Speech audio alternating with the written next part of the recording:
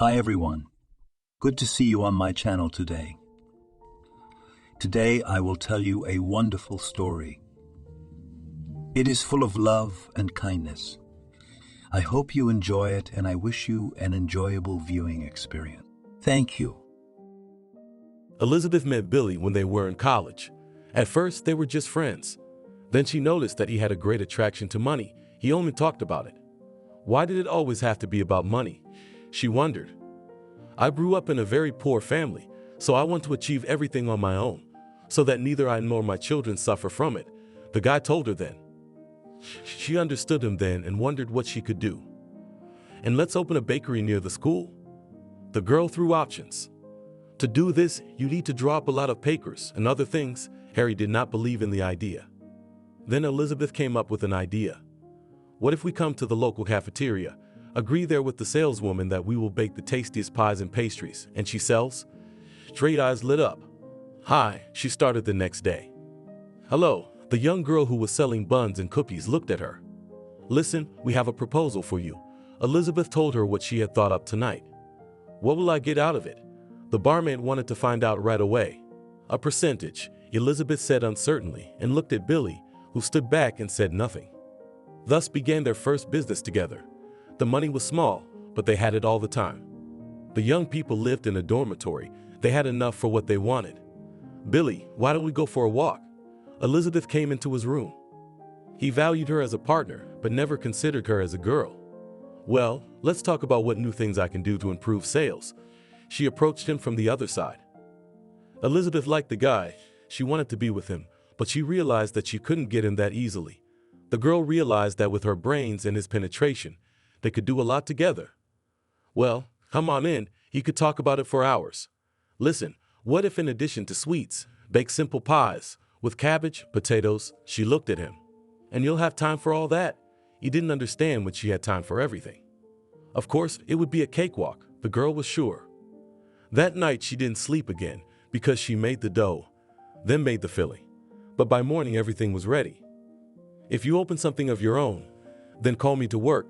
It's very good, the barmaid told them. Of course, if everything is perfect, why not? Smiled Elizabeth. She was off her feet, doing her homework in the evening and baking at night. Her roommates felt sorry for her, but the girl needed to prove to Billy that she could be a reliable partner. Elizabeth, let's go for a walk. Now Billy came to her on his own. What? She was lying on the bed, studying some synopsis. She didn't feel like going out at all, but the first time he came to her, she got up immediately. Of course, the girl was happy. Let's go then. He left her room to give Elizabeth a chance to change. She was ready in a minute. It was unusual for Billy to come himself today. They walked out of the dormitory. It was obvious that the guy was in a hurry to get somewhere. Wait, I can't keep up, she ran after him. Come on, Billy's eyes were burning. He held out his hand, and now Elizabeth could barely keep up. She didn't understand where he was going in such a hurry. Finally, Billy stopped.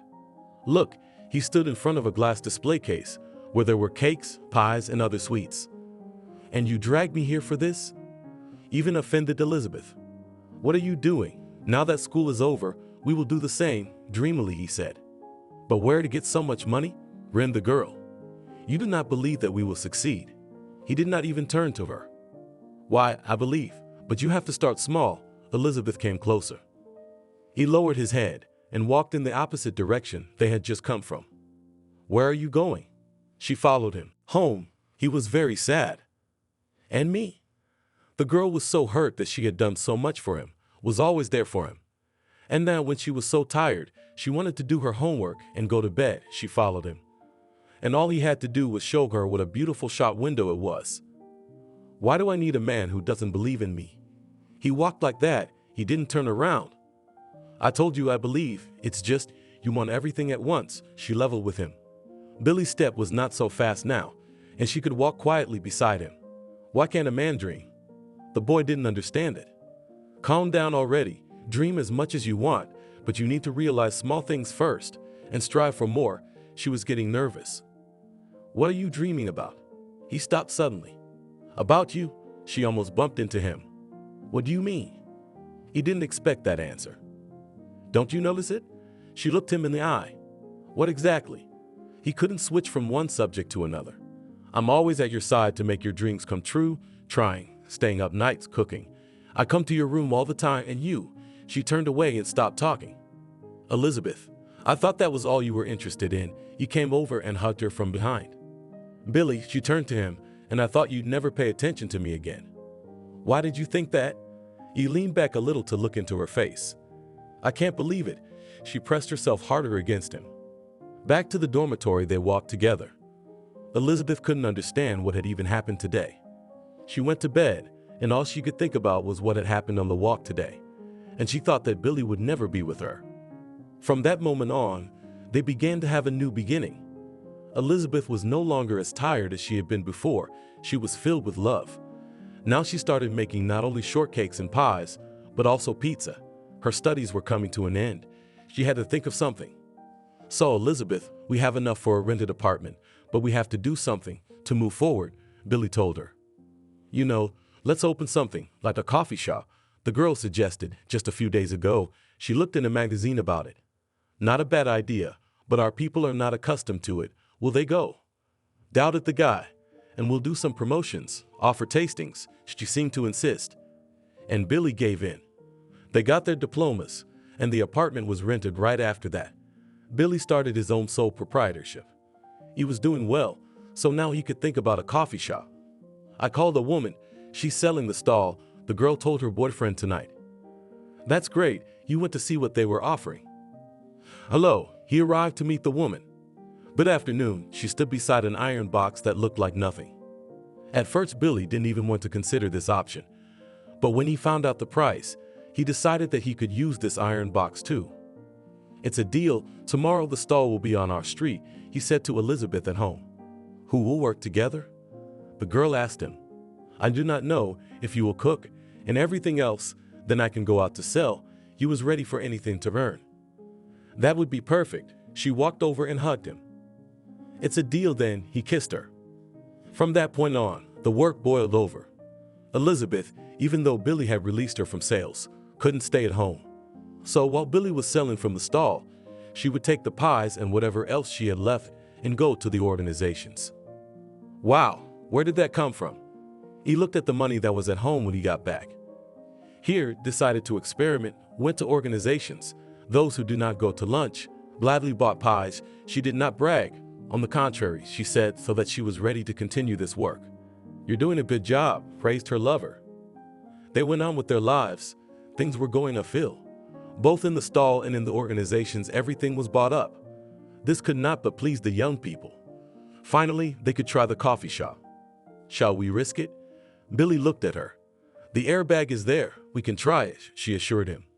Then we'll start tomorrow, Billy said confidently. He'd immediately went out and bought a machine to make coffee, cups, and anything else they could use for the job. The next day, his shop offered customers not only delicious cakes, but also hot and flavored coffee. Many people didn't realize it, but when the first cups were given away for free as a bonus, people went along. Billy, I congratulate you. It's only been a few months and we're doing so well. They lay in bed in the evening. You know what I'm thinking? He looked up at the ceiling and put his arms around her. No, of course not. She lifted her head and looked at him. I think that you and I have merged into such an alliance that it's about time we formalize a relationship, he told her, and she stopped even breathing at that moment. I agree, Elizabeth said quietly, not a few seconds later. Tomorrow we will think about it, he kissed his beloved, and they fell asleep in each other's arms. In the morning, when they brought up the subject again, everyone was doing their own work. Billy had no idea that anything could go wrong as he had thought of it. But the couple's dreams were not destined to come true, because a week later the young man received a summons. What's wrong with you? Elizabeth asked him. She saw Billy standing in the middle of the room, confusion in his eyes. Here, he held out a small sheet of paper to her. How's this? Now she was puzzled too. There was nothing to do but go to the enlistment office. The boy was told when he had to report. He couldn't refuse, so he started packing. And what, you'll be taken away just like that, and what will I do here? She did not understand how she would be left without support. To continue the case, he said confidently, because he knew that the girl would cope with it. This I understand, but you cannot even imagine how tired it is. She sat down on a chair. I understand everything, but what do you suggest I do? Although he talked about everything confidently, he was uneasy in his soul. Okay, I'll do anything. She watched and realized how much she loved this man. No send-off was arranged by Billy. The two of them and Elizabeth sat in the kitchen in the evening. How many warm words they had said to each other during that time. And the next day, she was already hugging him on the platform. Right, she said quietly in his ear as he pulled her against him. Sure, kissed the girl's ear. They should have climbed into the wagon, but Elizabeth couldn't let go of his hand. I'll be back soon. He looked around one last time and took a confident step away from her. Bye. She sent him an air kiss. I love you, he answered her and made a gesture as if to catch her kisses. Billy left and Elizabeth went home. She had a lot of work to do. Every day she wrote to her lover, telling him how things were going and everything else. He would answer her, sometimes giving her advice. Wow, I've never seen letters come every day. A friend came to Billy. What's the big deal? We're in business together, so we give advice, he replied. What kind of business? The friend was interested. A coffee shop. Billy exaggerated a little. Oh, you're a tough guy? The army buddy was surprised. Well, we're just starting out, but I think it's going to go uphill, he said, to cheer himself up. This time everyone got behind him, but it didn't take long. Billy endured everything they did in the service. It wasn't easy, but he had to endure it. Listen, approached him John, who until a few days ago had been inquiring about the business. What do you want? Billy was surprised to be approached about the same thing again. I was thinking, I've got money. I can sponsor you to open something you've always dreamed of. He sat down next to the guy on the bed. But come on, I'm already with Elizabeth, and we weren't going to take anyone third. Billy went on about his business. And I'm not saying there's going to be 3 of us, the guy said cryptically. What do you mean? The young man had stopped doing something. Now he was sitting and looking at John. I suggest a mutually beneficial cooperation. You have brains and a registered IP, and I have money and connections that are already businesslike, comrade. No, I can't do that. Billy didn't want to leave Elizabeth. What are you doing? I'm offering you a business, and you're grabbing at a woman's hem. John couldn't understand him. Okay, I need to think about it, he hesitated. Come on, hopefully the choice will be made in the right direction, winked the one who wanted to be a partner. Billy lay on his bed at night, staring at the ceiling. Sleep wouldn't come. What if he really got together with this John guy? It was a prospect when he and Elizabeth would get to that point. He decided to write to the girl tomorrow. Elizabeth worked tirelessly. She baked, she cooked, she sold, she was torn, but she wanted to do everything so that by the time her lover arrived, they would be on the next level. The mailman came again today. A neighbor who was sitting on a bench outside the driveway told her. Billy, she ran to the box. Yes, there was a letter. The girl took it out, pressed it to her chest, but if she knew what it said. The girl read it at home. She sat on the couch, her eyes running over the lines. She couldn't believe that a loved one could write such a thing. Billy wrote that he met a friend in the army who suggested he expand his business. But unfortunately, there was no room for her there, then apologized for a long time. Told her to get all the proceeds when he got there, he'd take it and leave for a while. How could it be? The letter fell out of her hands. At first, she wanted to answer him, but soon changed her mind. Elizabeth counted how much money she had. She had enough to pay for a few months' rent because she had to live on something. Isn't the coffee shop open today? The woman who bought coffee and some dessert every day asked her. Unfortunately, no. Elizabeth lowered her eyes. She was ashamed that she had attracted so many customers, and now she had to refuse them. How could it be? The woman looked around. I'm sorry, Elizabeth waved her hands. Why should she invest her money and effort only to have it all taken away from her and sent away? She walked home, tears covering her eyes. Elizabeth tried to blink more often to make them go away. Why is such a beautiful girl sad? A young man came up to her. She didn't want to be rude to anyone, but she didn't want to talk to anyone either. Okay, you didn't want to bother her. You know, I recognize you. What? She turned around and tried to look at his face, but she didn't recognize him. Don't mention it, you don't know me, but I'm a regular customer, he was smiling. Oh, I see, she was going to move on. Wait, he held out his hand to hold her back. What else? She looked at him, her eyes were very sad. Can I walk you out? He realized that the girl was feeling bad, so he tried to just help her. Oh, do what you want. Elizabeth went. The guy followed. Can we go somewhere? I'll buy you a drink. He tried to shake her up. I don't know. Elizabeth didn't really care. Then let's go. The young man cheered up, although his mood was already good. They entered the cafe, where he ordered ice cream and juice and sat down opposite the girl. I'm Mickey. What's your name? He looked at her while she picked at the white mass with a spoon. Elizabeth, she replied. There was no intonation in her voice. Why are you so sad? He asked the girl. He felt sorry for her for some reason. I don't have to report to the first person I meet. Finally, she brought the ice cream to her lips and tasted a little. She wrinkled her nose. Not good. He thought he was a fool for not asking her what she liked. It's fine. She continued to stare at what she had in her creamer. Mickey was wooing the girl as best he could. No, he didn't want her to like him tonight or anything. He just wanted her to have a little more fun. Come on, I'll walk you home. He held out his hand to the girl. Good, she was unconcerned. They walked down the street and only Mickey was talking now. Elizabeth didn't care about that. They reached her house, the guy said goodbye, and went in his own direction. I'll come for you tomorrow, he shouted as he walked away, and Elizabeth was walking into the drive. The young man admitted. Okay. Now, she didn't want him to come to her house. She quickly packed up and went out. Today they went to the park. The weather was nice outside. Why don't you share what you had going on? Mickey asked openly. Elizabeth stared at him for a long time, unable to say anything, and suddenly, tears sprang from her eyes. He wanted to hug her, but he didn't, afraid that the girl would push her away. We worked and lived together with Billy, she began to say, and she went on and on. By this time, she was sobbing her eyes out. Calm down, it's going to be all right. Well, what money you made? He was already hugging her, not at all embarrassed. And she didn't mind it. I don't need any money. It's just a shame that we started together. I tried, I gave advice, I did things, and he did this, especially now that we're at a distance, she sobbed. You know what, forget your Billy. Let's go to my place. He stood up and pulled her with him. What guest? Me like this? She imagined her crying face. Come on, I'll introduce you to your grandmother. We'll sit and drink tea. He was sure of what he was saying. They went. It was not far from the place where they were walking today. Hello. A woman came out into the corridor. She looked at the grandson and the girl with surprise. Hi, meet Elizabeth. This is Elizabeth. I can't say she is my girlfriend, but hopefully she will be soon. He blushed and looked at Elizabeth. Good afternoon, she said hello. Why are you standing here? Come to the kitchen, I'll feed you pies. The woman hurried.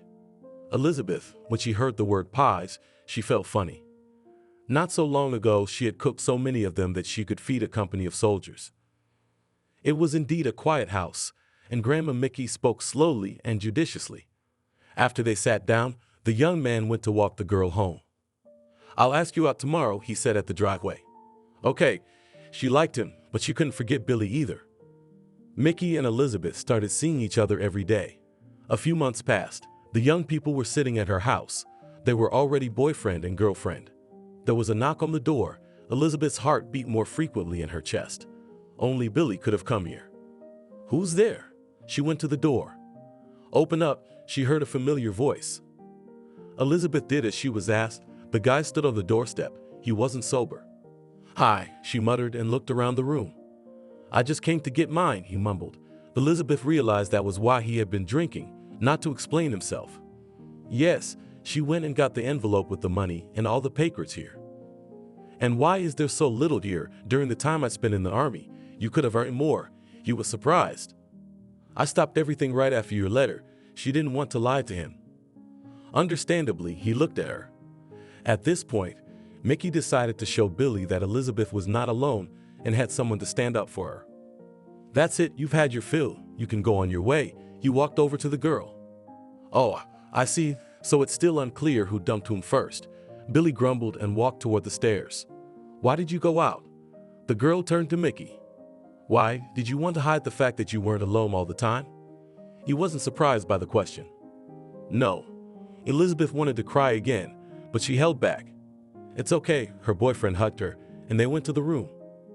Billy began to cooperate with John. First, they opened the same stall. The young man himself invested money here. And John helped to build a small establishment where they wanted to open the same coffee shop, only adding different fast food. Who's been a bake for us? Billy asked his partner. Who did it before? He turned to him. Elizabeth, we didn't hire anyone. We were self-employed, the guy said. So we'll have to find someone. Do you have someone in mind? John thought. I don't know, Billy thought.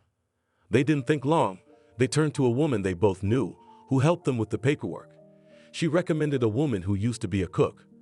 Look, it's working, John told Billy when they started getting good sums of money from the first days. That didn't mean anything, he was sure. At first things did go well, but then something went wrong. Turns out, Billy found out later, John had almost doubled the prices. Why'd you do that? Billy talked to him. It's going well, he wanted to make a quick buck. No, it wouldn't work that way. Billy knew that firsthand. He decided not to invest anymore because there was no money and he didn't want to take out loans, useless debts. Look, come on, I can't get a loan from the bank, John urged him. I'll get into debt, and then what? Billy didn't believe him. He was beginning to regret that he had abandoned Elizabeth and done everything his friend had told him to do. What had he fallen for? The big money, and where was it? The guy sat at home. He realized that he had done wrong, but how to fix it now? Especially since he saw that his ex-girlfriend was with someone else. John, he came to meet him. What? Talk fast. I don't have time. He was filling out some paperwork. Look, I've analyzed it. We've got a lot more expenses than income. He wanted to show him the reports. Oh, I don't have time to do that. The guy waved him away. He thought that everything would fix itself. Then we're breaking up. I don't want to work at a loss. Billy threw the papers on the table and just walked away. It's a pain. John looked after him. Now Billy was home. He was studying the paperwork so he could start all over again. The first order of business was to apologize to Elizabeth. It took a long time to collect his thoughts, but he got up and headed for the place where they had once lived. Who is it? He heard her voice. Elizabeth, it's me. He spoke loudly so she could hear him. What do you want? She opened the door. I've come to apologize, sorry fool. I was wrong, Billy said. Elizabeth, who's there? Mickey came up behind the girl. No one. She wanted to close the door. Wait, I want to talk business. Held the door open for the boy. Elizabeth turned to Mickey. She nodded, showing that she was willing to have a simple conversation. What? She was willing to listen to him. I want to offer you a business partnership. He didn't look at her. You found a partner. Why do you need me? Or was it good when I did everything and prompted you? She said with a sneer. Please, let's have an informal chat. Not here. He finally looked up. Okay. Where and when? She realized she couldn't just leave it like that. Let's do it tonight at the restaurant. He hoped she would come alone. Okay, I'll be there at 7. She headed for the door. Bye. Billy said this already through the closed door. He went back to the apartment where he lived. His mind was a mess. He realized that he had wasted his time and money, why he had listened to John. But the past cannot be returned, so the young man was determined to resume everything, hoping that Elizabeth will help him in this. Hello, he wanted to come before her, but he couldn't. The girl was already here. Oh, it's you. Didn't want to keep you waiting. She looked around. Billy sat down at the table opposite. He took the menu. He looked to see that his friend had already ordered. The waiter listened to him and left. What did you want to talk about? She sat back and waited for him to finish. I suggest we try to start again. He got right down to business. Why so? She wondered what didn't work out with the guys. I don't want to talk about it. In a word, nothing. He was ashamed to talk about it. Okay, your terms. She didn't know if she'd agree or not, but she wanted to listen. As before, you do all the paperwork and do a little bit of writing if I need it. I'll do all the rest, contracts, money. You'll draw something on paper. And then you'll leave me again and take everything we've worked for together. She's sarcastic again. We'll sign a contract, he promised her. I'll draw it up. That was her condition. No problem. In his heart, he was glad Elizabeth agreed. They ate, drank tea, and went home. Back at the apartment, Billy began immediately to draw up a business plan for Elizabeth to look at and evaluate tomorrow. He finished late at night, made his bed, but sleep didn't come. The guy thought about his ex-girlfriend. He wanted it all back so badly, but he didn't know what kind of relationship Elizabeth and Mickey had. Sorry I'm late. They had arranged to meet in the morning, but Billy overslept. That's okay. She knew he could do that. Here, look at this. He wrote till all hours of the night last night. He handed the girl a folder of papers. She looked through it all, sometimes making a surprised face. Wow, it's a whole cafe, she nodded. Yes, decided to go ahead a little tired of doing petty things. He realized that these words may seem ambitious, but he really thought so. Okay, we can try it. There's no such thing in our city yet, the girl agreed. This time they decided not to buy any stalls, although they had one. And if they wanted to sell pies, muffins, and coffee. It stood in a good place. People still remembered what and how they sold there. Now the young people decided to rent a small building. Are you going to run it yourself? Billy asked. For now, yes. If the volume increases, we'll call someone else, she promised. So they started working again. Indeed, it was a novelty for the city. There had never been a single delivery before, and such an assortment of finished products. Now a person could come and snack on salads, pies, pizza, and more. How do you do it? Billy wondered. It had been months since they had worked together. The guy himself doesn't know why he thought that, but it seemed to him that Elizabeth was communicating with him again the way she used to. Can I take you out to a restaurant? He asked her once. If only to celebrate the successful start of the business, she said into his eyes. Okay, at least that way, he agreed. In the evening they sat at a table opposite each other talking. Elizabeth today was in a beautiful dress, on her head style, beautiful. Elizabeth, what a fool I was to lose a girl like you. He took her hand, saw that her cheeks were flushed. Billy, don't. She took her hand away. No, she hadn't forgotten him, but she had Mickey now. She couldn't betray him. Tell me, is there even a slim chance I'll get you back? He asked her a question he'd been thinking about and doubting for a long time. Come on, she didn't want to talk about it. Why not? He didn't understand. Do you think that if I loved you for such a long time, it could have all gone away in an instant? She lowered her eyes. I don't know, he sighed. Why are you doing all this?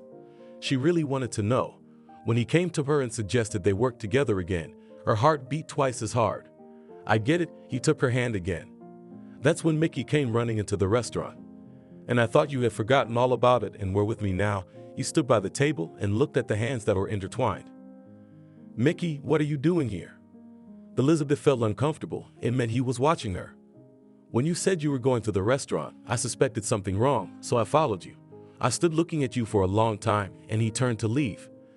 Billy turned away at this point. He thought the man would just walk away now. But that's what Mickey was waiting for. He turned around and punched the young man sharply in the jaw. Billy didn't expect this. He grabbed the spot of the blow and stood up. The receptionist and security guard immediately approached him. You must leave our establishment, the man in the suit said. Okay, we're leaving. The girl stood up, her face flushed with shame. What are you doing here?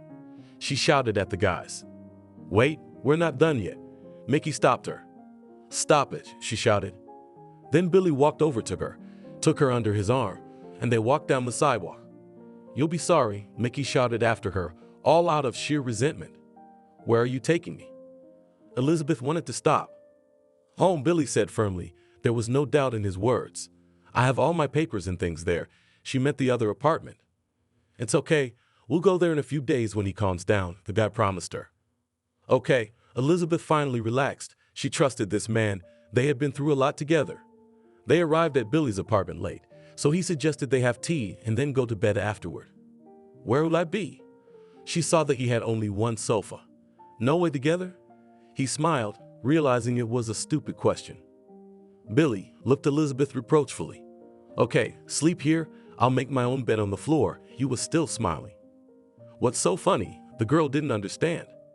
He did not answer and just went into the kitchen to make tea. They didn't talk about anything else. Elizabeth didn't even drink anything. She lay down, turned her back to the wall, and fell asleep. Billy tucked her in carefully. He believed that tomorrow or in a few days they would be together again. Good morning. He made scrambled eggs and coffee, waiting for the girl in the kitchen. How long have you been making breakfast in the morning? She asked him. No, especially for you. I wanted to make you happy. He put a plate and a mug in front of her. Thank you. She stood up, then shook her head. No, they were not together, and she wanted to kiss him. Elizabeth sat all red. She knew Billy could have guessed what she wanted to do. You're welcome. He pretended he hadn't noticed, but to himself, he was glad he had. So much for work. She was ready to roll mountains. After all, the man who inspired her was there for her again. Okay, partner, that's what he said on purpose. They walked out of the house together, went to wherever they had work. Elizabeth took care of her business, and Billy did the delivery and other tasks. A week later, Billy and Elizabeth went to the apartment where she lived with Mickey. He was gone, and it was clear from the absence of his things that he had left. That's good, Billy said. What's good? I've been dumped by another young man. She walked over to him, smiling. Because you're only mine, he hugged her. Elizabeth didn't mind. She had been looking forward to this moment. And when Billy reached for her, she couldn't resist. It was their first kiss after a long time apart. Are we together? Billy asked her. Is that really what you want? She asked it for nothing. She didn't believe it would happen. Very much, he kissed her once more. Together then, she pressed herself against his chest. The young people had a fresh start. They were doing everything together now, counseling. Several cooks were hired and one saleswoman. Everything was good. Listen, Elizabeth, why don't we go somewhere? Billy asked her. Why not? She didn't mind. Billy quickly found the vouchers they needed. In a few days, they would be in a warm country, just the two of them. I'm so happy, Elizabeth told her chosen one. As he was hugging her. They were at the airport. Do you think they will manage here without us? The girl wondered. We'll see, he kissed his beloved. When they were at the sea, Elizabeth asked Billy the question that worried her the most. Don't you want us to get married? She asked. I do, but let's wait a little, buy an apartment, and then we'll get married. You really wanted to, but to make everything beautiful. Okay, she agreed, but she was offended. They'd been together for so many years. Last time when she left him for Mickey, he had understood everything. Why he still had doubts. But the girl kept silent.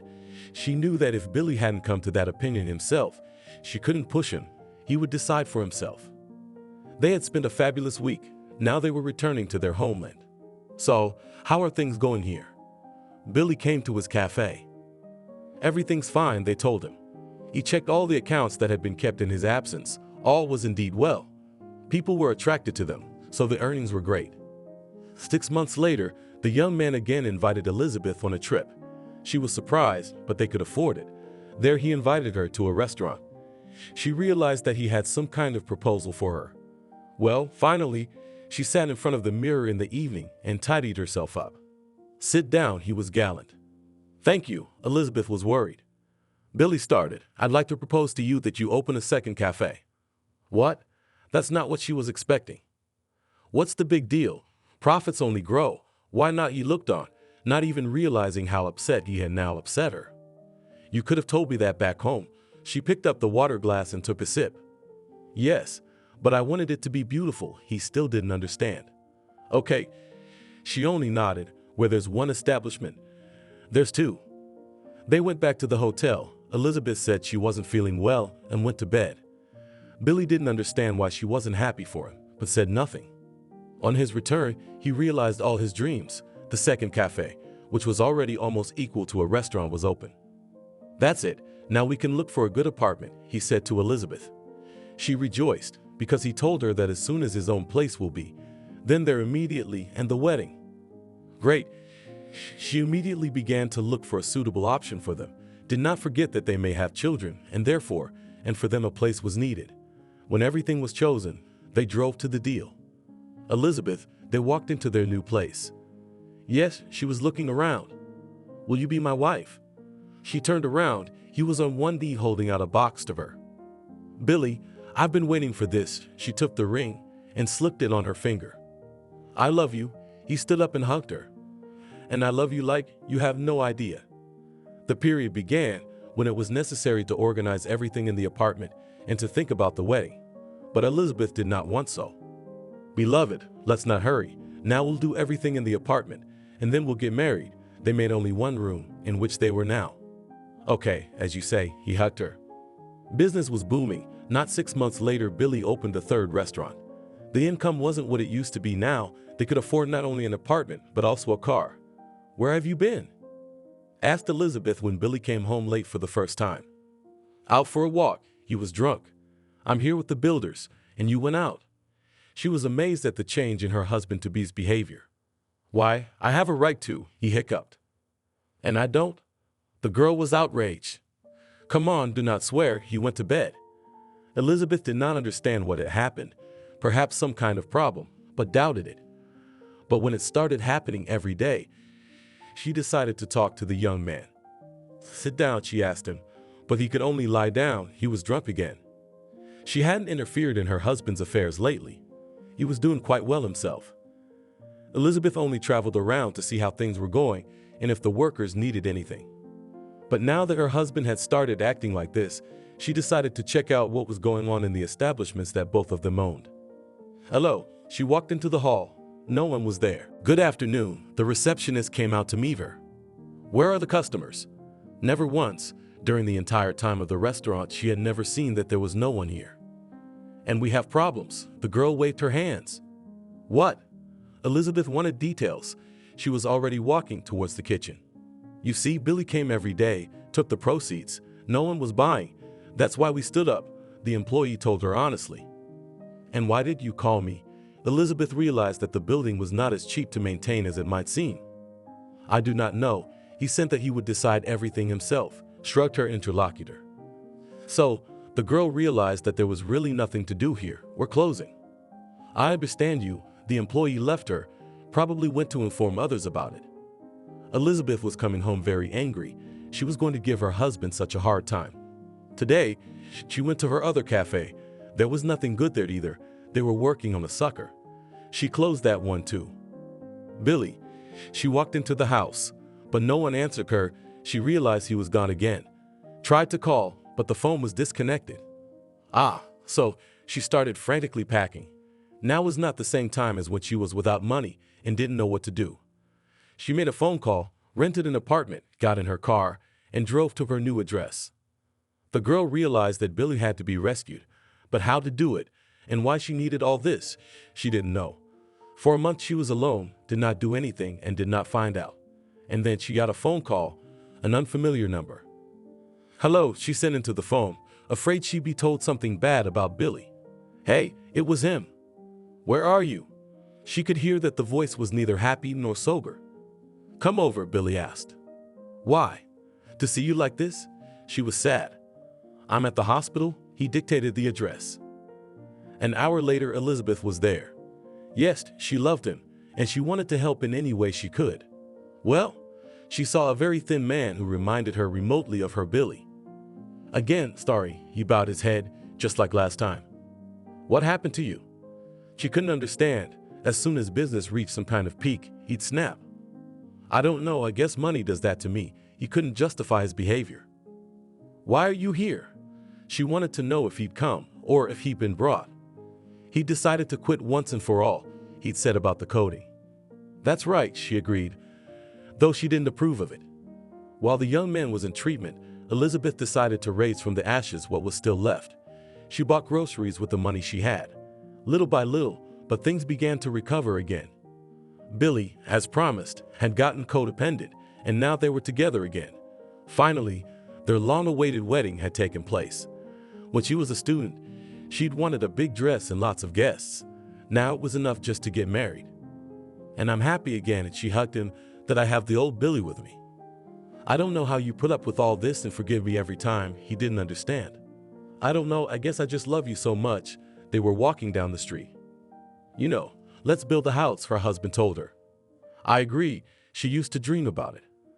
"Then it's agreed. It won't be hard for you to take over the whole restaurant business, and I'll go into construction with my head?" Billy asked her.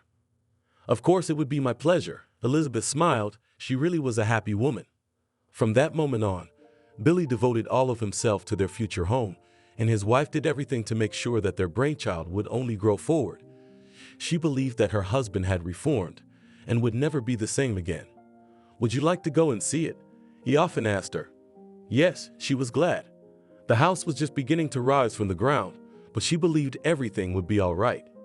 "I want a baby so badly," my wife used to say to her husband at night. "I don't know why it's not working. Why don't we get tested?" Billy suggested it. "No, let's try it ourselves first." She didn't believe she couldn't get pregnant. 6 months passed and Elizabeth came into the bedroom with the long-awaited 2 stripes. "Look what I have." She showed her husband a thin stick. "Elizabeth, I love you." He kissed her.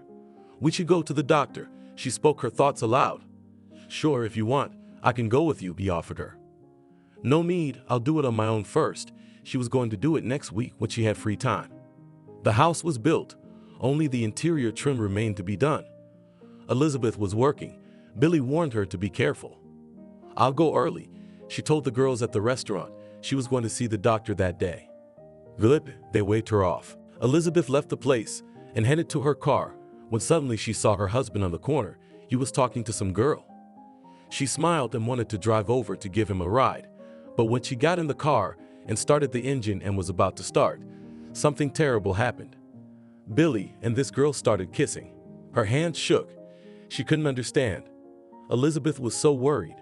She wanted to jump out of the car and go over to the couple and tell them what they were doing wrong. The car door opened. Elizabeth took a step and passed out. The restaurant staff saw this and called an ambulance. Where am I? She opened her eyes. In the hospital, a man in a white coat told her, "My baby." She immediately realized the worst. You lost him. The term was very small, so from a lot of stress everything happened. I had to tell the doctor. Elizabeth, are you all right?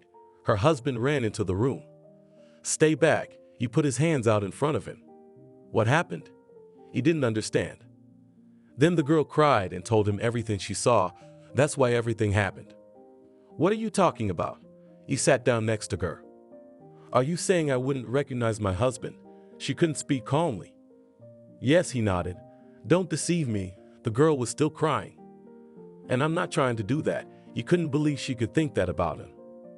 After the discharge, the family was not the same as it had been before. Elizabeth was constantly jealous of Billy. She couldn't believe it wasn't him then, because she had seen it with her own eyes. Elizabeth, let's make an appointment with a counselor. Your nerves aren't right, he asked her. Your nerves are fine, she shouted back. But nevertheless, the husband and wife made an appointment with a specialist. Now they were waiting for their turn to see him. After talking and sorting out all the situations, it became easier on the soul. Elizabeth herself did not realize how she did not get to what the psychologist told them. Billy, I'm sorry, maybe it really wasn't you then. She didn't know if she'd been led to believe it or if she'd realized it herself. It's okay, he hugged her. Elizabeth was pregnant again. They had already moved into their new home. It stood in an elite settlement. Elizabeth wanted to get to know the neighbors, but didn't know how to do it. How are you feeling? Her husband was interested.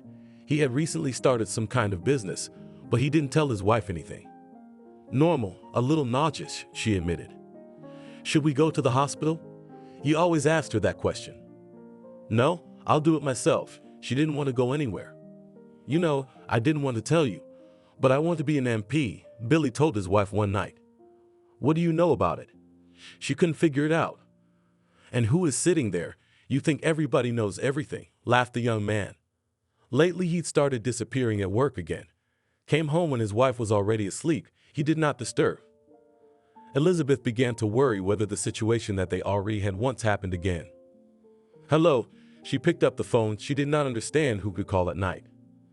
Hello, she heard a woman's voice. Everything trembled inside. I'm listening to you, Elizabeth said icily. Your husband was in an accident. Now they are taking him to the hospital, that's all she said. What? Elizabeth shouted into the phone, but no one could hear her. She jumped out of bed, got dressed, and rushed to where her beloved husband was. As soon as she ran into the room, she was immediately reassured that he was fine, just a slight concussion. She began to settle to the floor. What's wrong? The nurse was frightened. She called the doctor. Emergency, stretcher, he shouted. Elizabeth had a hemorrhage and had to terminate the pregnancy in the 4th month. This is what the girl was told when she came to. Doctor, why couldn't anything have been done? She sobbed again. If we could, do you think we would have taken such an easy way? He looked at her, realizing that she was in shock. Elizabeth spent a couple of days in the hospital, as did Billy. Then they went home. Why does this happen? She asked her husband. How? He looked at her. We have everything and can afford a lot of things, but no children, she cried. Calm down, darling. Everything will be all right, he stroked her hand. Nothing's going to be all right. She began to get hysterical. Her husband's new business was booming. He became so respectable, bought himself a new expensive car, hired a driver. To make his wife's work easier, he found an assistant. Isn't it hard for you? Billy used to ask Elizabeth all the time. Why are you bothering me with this question? It's not difficult. It's not difficult. I'm working, so it's normal. She was nervous. All right, I'm off your back, he joked back. Billy, now that enough time has passed to conceive, I want to try IVF. She decided to have a serious talk with him. Okay, you could try it. He didn't deny her anything. I'll make an appointment with the doctor then, she rejoiced. Yes, he nodded. She had read a lot about it, so she wanted to try that option as well. If it didn't work either, then it was a goner. According to the doctor's recommendation, Elizabeth needed to prepare herself, and she started to do so now. What are you drinking? Billy was curious when he saw his wife drinking some green stuff in the morning. It's vitamins, it strengthens the body, she explained. Well, maybe I should drink it too, he laughed. Try some, she handed him a glass. You, and how do you do that? He spit it all out into the sink. They both realized it might not work the first time, so they prepared for the worst. Are you ready? Asked Billy's wife as they headed to their first counseling session. More than ever, she was telling the truth. There was nothing else in the world she wanted more than a child, so she was ready for anything. On their way then, he trotted off. After that, the doctor explained to them what and how it would happen, how the fertilized egg would take root, how long it would be before the pregnancy would be known exactly. But even all this did not give 100% guarantee that there would be no miscarriage. Husband and wife were ready for everything, so they just smiled and listened attentively to what the doctor said. Come back in a week, we will make you pregnant, smiled the doctor. You like such patience. Thank you, we will, said Elizabeth, and they left the office. The doctor, I guess he will be my doctor, said the girl. Nothing to worry about then. Billy was happy then when his wife smiled. All lately his whole day had been busy. There was something he could do to carve out time to be with Elizabeth. But when it came to the children, he couldn't say no to her. I mean, he was the reason she was having miscarriages. I'm scared. They sat in the hospital corridor. It's gonna be okay, he held her hand. The doctor invited them into the office, and they went in. All the procedures were done in different labs. Now again time was needed. God, this is all taking so long to do. Elizabeth was growing more impatient each time. And don't tell me I'm on fire, he looked at his watch. So, Elizabeth, I'm going to have to keep you in the hospital because there's no telling what will happen to you. We don't want to take any risks, and here you are always under observation, the same doctor told her. Okay, I'll go along with whatever you decide, she looked at her husband. Yes, he couldn't hear what they were talking about, but he knew when a wife looked that way, she was looking for support. Afterward, Billy left for work and Elizabeth was placed in a comfortable room. She didn't say anything, lay there watching TV, looking through magazines. Why is nothing happening to me? She often asked the nursing staff. What should be happening? They didn't understand. I don't know, she didn't understand, but she wanted to ask. After 7 days, the doctor who was seeing her came to her room. And what happened? She sat up in bed. So far so good. The pregnancy is there, he smiled. He knew he had pleased her with those words. Why so far? Elizabeth widened her eye. She waited until the scary period when she could have lost the baby had passed and packed for home. You're being reckless, the gynecologist told her. I can't stay here any longer. I'll go home for a while to see my husband and I'll be right back, Elizabeth promised. Okay, but everything is your responsibility. He couldn't believe that a woman who had wanted children for so long now wanted to risk it. Elizabeth was determined to leave, she did. The girl came home. What a hometown everything was here. And even though the hospital she was in was very good, there was no substitute for the walls of home. Billy, hey, she called her husband right away. Hey, how are you doing? I could hear you hurrying. I'm home, she blurted out. What happened? He got nervous because Elizabeth had to stay in the hospital until the end of the term. I couldn't take it anymore. I decided that I could lie at home, she told her husband honestly. Well, don't do anything there. I'll be there in the evening, he promised her. Elizabeth was not going to do anything. She went to her in her husband's room, lay down in bed there. How cozy it was. Then she decided to look at the photos. She hadn't leafed through the album for a long time. She couldn't find anything to do at home. She couldn't find anything to do. Then she decided to look at the paperwork, how things were going at the restaurants, whether Billy was keeping up with everything or not. She opened the computer, her eyes looking surprised. She finally saw what her husband was doing now. It was a lucrative business, but to have it turn around so much in a short period of time was unexpected. Hey, she didn't hear him come in. Why are you scaring me so much? Her heart was racing. She calmed herself internally as if something was wrong.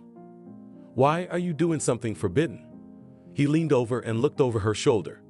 Yes, looking for secret correspondence with mistresses, she laughed. And what's the progress? He saw her looking at his papers. I'm surprised you were able to do that, she kissed her husband. I didn't want to tell you until it worked out so there wouldn't be any talk later, Billy admitted. Okay, I don't mind. She was happy to see her husband again. Hungry? He asked her. A little. She remembered that she hadn't eaten anything since this morning. Let's go to a restaurant, he suggested. Ours. She looked at him enigmatically. Of course, he extended his hand to her. She didn't refuse. Husband and wife got in the car, drove off. Everything was fine in their establishment. The employees were doing their jobs properly. The newly hired director was doing well too. Good evening, he hurried to the owners. Hello, Elizabeth saw him for the first time. Meet Harvey. This is Harvey. Billy introduced him to her. Nice to meet you, she nodded. They made their way to a table and were immediately seated. How nice. She looked at everything going on around them. It's all thanks to you. Billy never tired of saying that. Don't be silly, we did it together. If it weren't for your absences and departures, we would have stood firm long ago. She reminded him of the most shameful steps. Enough, I can't even think about it. He turned away. Okay. Let's not talk about the bad stuff. They continued talking about different topics. After dinner, the couple drove home. That evening, Billy put all his business aside to be at home with his beloved. They watched some movie and then went to bed. I'll be up late tonight, the husband warned his wife. Okay. Thanks for spending so much time with me yesterday, she kissed him. Billy left and Elizabeth stayed home, but she wasn't bored. You could do whatever you wanted. After that, she went to the hospital for a while. When the doctors confirmed that she was fine, Elizabeth would come home again. You're here again? Her husband would come home. Do you mind? She laughed. No, of course. He hugged her. And so the time passed almost until the very last day of her pregnancy. Elizabeth, isn't it time for you to go to the hospital? Billy asked me one day. No, there's still time. I'll go in a few days. The doctor has already called me, she told him. Good, don't take too long. Call me if there's anything wrong, he threatened her with his finger. Everything was fine, she was sure of it. It was late evening. Billy wasn't home as usual. Elizabeth was about to go to bed, but something in her stomach hurt. She stopped and waited. Nothing else happened. There was still a week and a half to go before the doctor's due date. So the girl thought nothing of it, went further into the bedroom. Oh, she woke up. It was 1 o'clock in the morning, Billy. But no one answered her. There was complete silence. Elizabeth grabbed her phone, but her husband was out of range, or maybe he had just turned the phone off. Then Elizabeth didn't wait for anything. She called the cab. Anthony worked at the hospital. He helped in the linen warehouse, unloading and unloading duvet covers, pillowcases, towels, sheets. The man liked the work, and it paid well.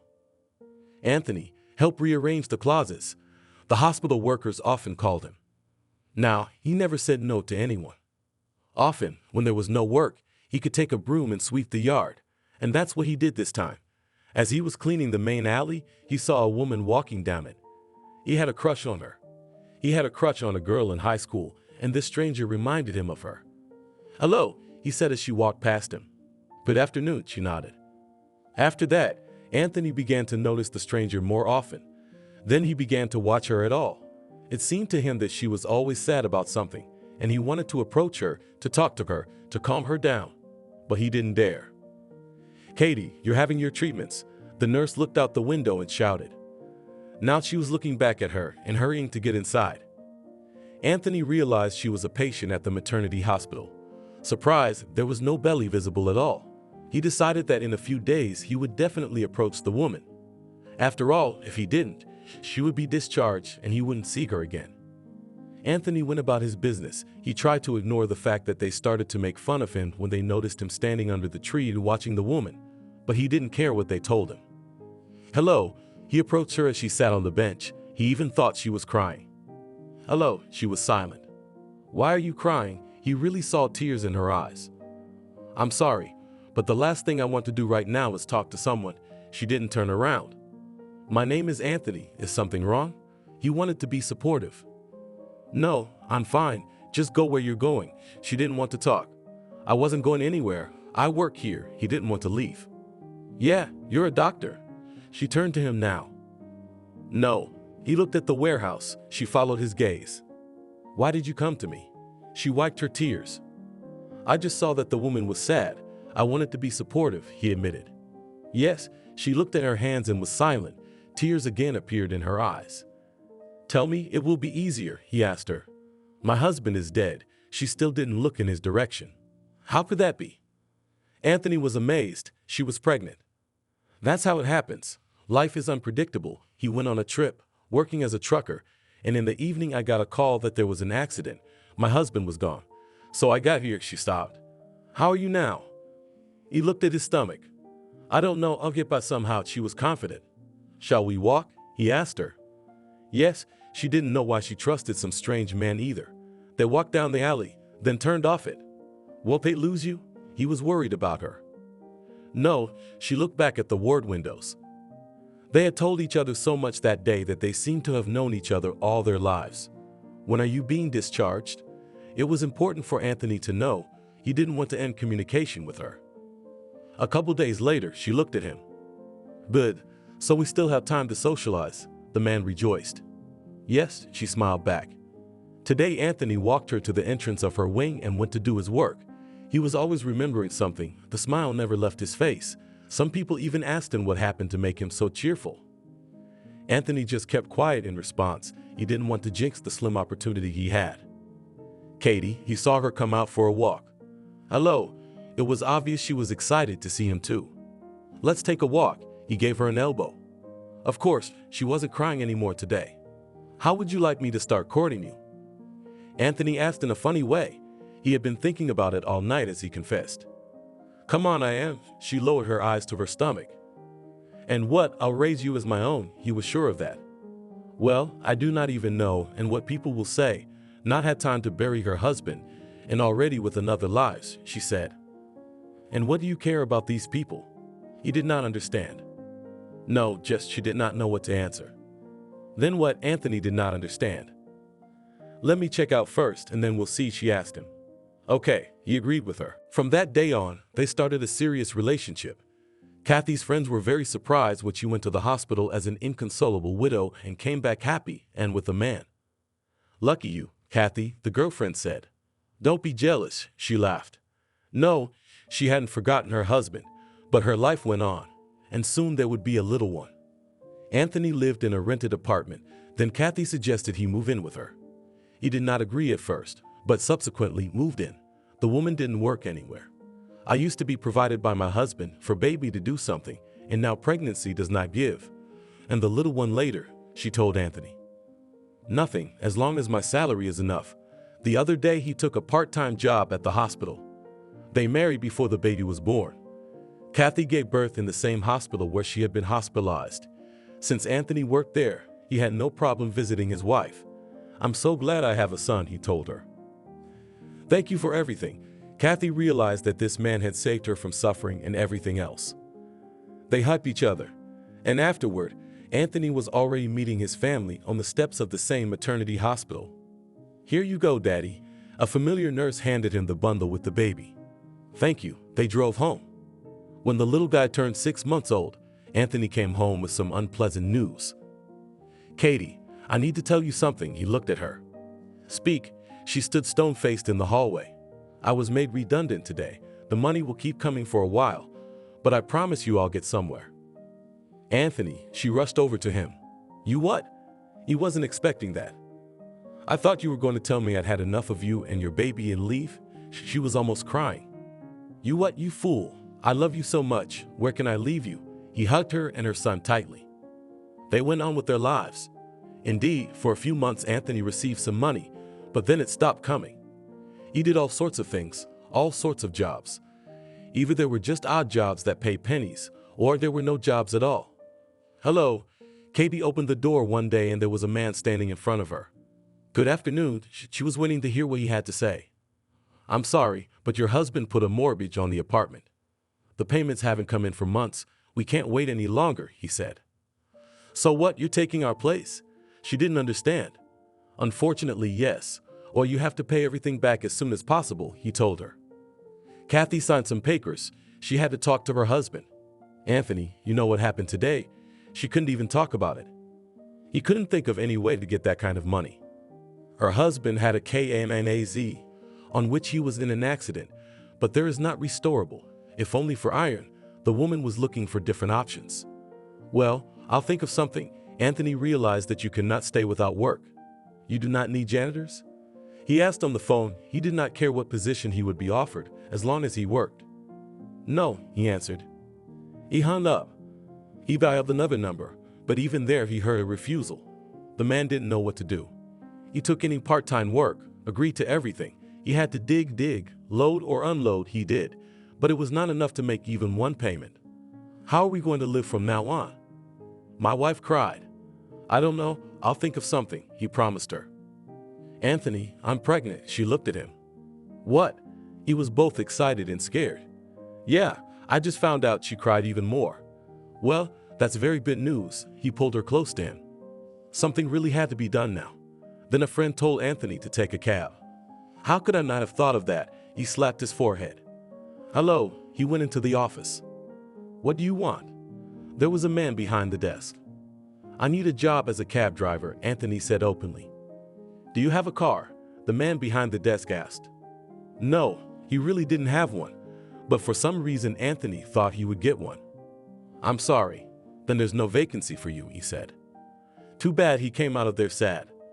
So, the same friend asked in the evening.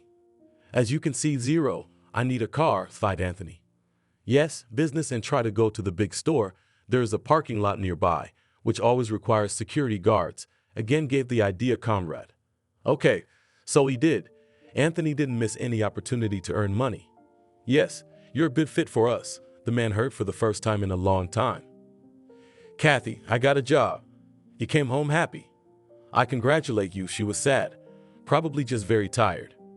I'm getting out tomorrow. He started rummaging through his closet to find a suit to wear to work. Okay, his wife went to her room. Are you sick? He followed her. I'm already tired of thinking about where to get money. She didn't rebuke him, just spoke her thoughts out loud. Don't worry, I know we'll be fine soon, he hugged and kissed her. And I believe you, she smiled back. Anthony went out to work. There was nothing complicated here. Just open the barrier, get money, and give a ticket in return. That's what he did. It worked out well. Can I keep it for a couple days? He often heard that. Sure, what a problem. Your money is my security, laughed Anthony in response. All right, served a little more client. It was the so-called tips. Anthony rejoiced. Something to help. He saw the driver couldn't start the engine. No, thanks, I'll do it myself. Then Anthony backed off so there wouldn't be any complaints about him harassing people. Katie, I want to tell you, people are so helpful. No one's ever been rude. Not once did anyone say we were taking money or anything like that. No, everyone was polite. Anthony loved working here. Not only was he making money, but the income was good. The bosses praised him for his work, and he did his best. So work hard. His wife had been a bit cheerful lately. She no longer whined that it was difficult for her with a belly and a child. It seemed that life was getting better. But the bank employees were not dormant. They came anyway. You have no right. This is my only home, the woman shouted then. Then Pei looked at her surprised employee. With what? I have a small child. I will soon have a second child, she cried. In the evening, when she told all this to her husband, he offered to move to a rented apartment and this one to sell and close the debt. Well, maybe there would be enough for a small apartment, she agreed with him. But Katie was wrong. They had so much money left that even a third of the apartment would not be enough. So they started living in a rented apartment. Oh, Anthony, I think it started. She clutched her stomach tonight. Now he was calling a cab and an ambulance at the same time to see who could get there fastest. Ah, the wife was already screaming. The cab arrived, but immediately the paramedics arrived. The woman was loaded into the ambulance and taken to the ward. Anthony was worried. He couldn't find a place to be. But when Kathy called and said that now they have not one, but two sons, he was ready to jump to the ceiling. While the woman was in the hospital, Anthony took the weekend off. He stayed home with his oldest son. When they met Katie and celebrated the birth, the man was ready to go on duty again. That day, he went out at night as usual because they paid more for those shifts. He handed out coupons, didn't single out anyone, and didn't memorize anyone. But there was one guy who stood out, wasn't like the others. Anthony noticed him as he was coming out. That respectable man got into the car, started it, but the engine was silent, and the driver was sitting there turning the keys back and forth. "Need a hand?"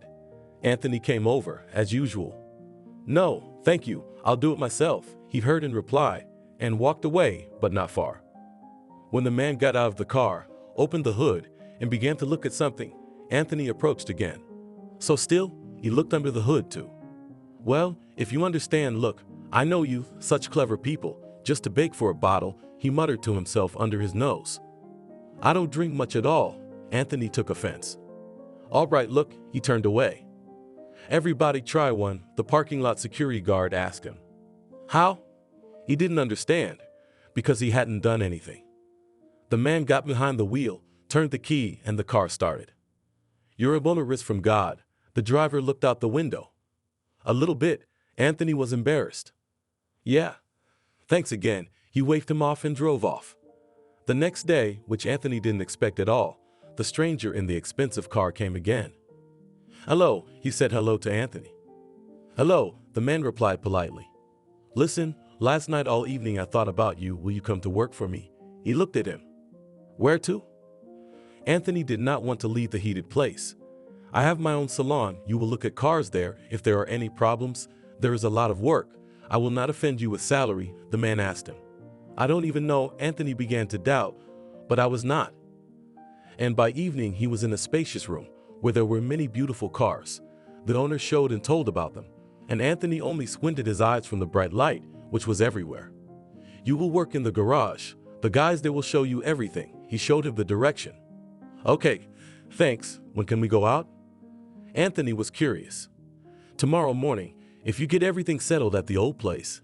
They shook hands. Anthony quit his job that same evening. The bosses went along with him. For a good and responsible job, they didn't put sticks in his wheels. They let him leave without working. "Katie, you can't imagine where I'll be working now." He came home in the morning. "What?" She was still asleep and put her finger to her lips so he wouldn't wake anyone up. "I've been taken to a car dealership," he whispered loudly to her. "Well, get in there." She spoke with just her lips. "Bye, I love you." He changed his clothes and went to work again. Everything here appealed to the man. He knew a lot of things about cars. He had graduated from college in his profession. I'm Carlos." One of them came up to him. "I'm Anthony," he answered him. "Jacob will be here soon," his colleague told him. They continued working. Everything was interesting, especially Anthony liked foreign cars, which he saw and repaired rarely. "Well, how was work?" The chief often came to the garage. "Everything is fine," Anthony nodded to him. "Customers praise you. They don't want to go to anyone else, only to you." The chief came and clapped him on the shoulder. "That's a good thing," Anthony smiled. "I decided to give you a separate room to work only with VIPs. The pay will be higher there," the chief told him. "What about the boys?" He pointed at them. "Nothing, the guys worked and will work," the chief winked at them. For now, Anthony was stunned that things were happening so fast in his life. He had a perfect garage now. Any man would envy such a thing. He and his boss had a very close relationship. When an important customer came in, they'd call each other back. "Thank you for your work," the boss never tired of praising. "Can I ask you something, even if it seems impudence on my part, but still?" Anthony looked at the chief. "Sure, if I can, I will," he was confident. "Do you have a car? I want to get a job in a cab. I have no money at all." His wife had an apartment. He told me how they got by with Kathy and their 2 kids. "Well, I don't know," the man touched his chin. "I need to think, after all. A car is not a toy. I promise you that everything will be fine. I'll work here during the day, and then I'll go out at night." Anthony was sure of it. "What are you, a robot, to work 24 hours a day?" The chief was surprised. "Why, I'll sleep in the evening," laughed the employee. "Okay, I promise to think about it until tomorrow," said the chief. Anthony returned home elated. If he manages to get a car, then everything will be fine with him. "What are you glowing?" Katie asked him at home. "You have no idea." Her husband sat down at the table and started dinner. "Tell me, she's already put the kids to bed." "No, I won't say anything yet." If it works out tomorrow, we'll talk. He took her hand and pulled her to him. Anthony, she laughed. I'll do anything to make you happy. He kissed her. Such a strong love he had for this woman. I am glad I have found such a worthy man. I have never once doubted you. She laid her hand on his shoulder. They sat like that for a while and went to the bedroom. In the morning, Anthony was afraid to talk to the boss, and if she said no, then he would be very upset. And I'm waiting for you. Met already his chief in the garage door. What? I'm late. He looked at his watch. No, I just couldn't wait to tell you the news. He gave him his hand to shake. What is it? Anthony held his breath. I have a used Lada. If you agree, you can take it. Pointed towards the parking lot. The supervisor pointed. That's the best you could do. He went to inspect the Swallow he had gotten. The car was in decent condition. It didn't even need to be repaired. Anthony knew that from this day forward, his wife and children would always have their bread and butter. Wife, set the table. I'm here with good news. He walked into the house that evening. When Kathy, surprised, did everything and they sat down at the table, her husband began to tell her about what had happened in the last few days. So, have you been in a cab yet? She wondered. Of course, he nodded. I'm going out for my shift tomorrow. Please, just be careful, she asked him as she remembered what her husband had died of. It will be all right. I won't leave you. He ran his hand through her hair. I believe, she smiled softly. Anthony had 2 jobs now. He could afford a lot of things. The first thing they did was buy beds for the kids. Before that, they had slept on the couch with their mom. Anthony had clearly decided that he would save up for an apartment. He didn't want to get into loans. The man realized that it would take more than 1 year, but he was stubborn. At night, he managed to earn good money. There were always customers. This pleased the man. He always came home with the proceeds. Aren't you tired? Katie would ask him at home. No, not at all. I have plenty of time to rest. And he wasn't lying. After work, there was about 6 hours to rest, and coming back from his shift at 5 in the morning, there was plenty of time to lie down too. Well and good, she kissed her husband. Anthony continued to work, toiling in the garage during the day and on the road at night. Everywhere the man was praised, he was glad he could please everyone. You have so much feedback from customers, the dispatchers told him. Good or bad? Anthony didn't know you could leave feedback. Of course good, you're a saint. The girls laughed at him. Oh, thank you. He told them the same thing. Kathy was glad her husband was in demand. She did everything she could to support him. She never denied him intimacy. She cooked, ironed, even though it was often unnecessary. That evening, Anthony went to work as usual. He put on his favorite overalls, in which it was comfortable and convenient, went to the kitchen where he ate before heading out into the night streets of the city. Are you going to bed? He asked his wife as she walked from the kitchen. No. Why did you want to talk? She stopped. Just sit with me. He patted the stool. Okay, she sat down. How about I take the day off and we go to the park with the kids? He touched his lips to her cheek. Could we do that?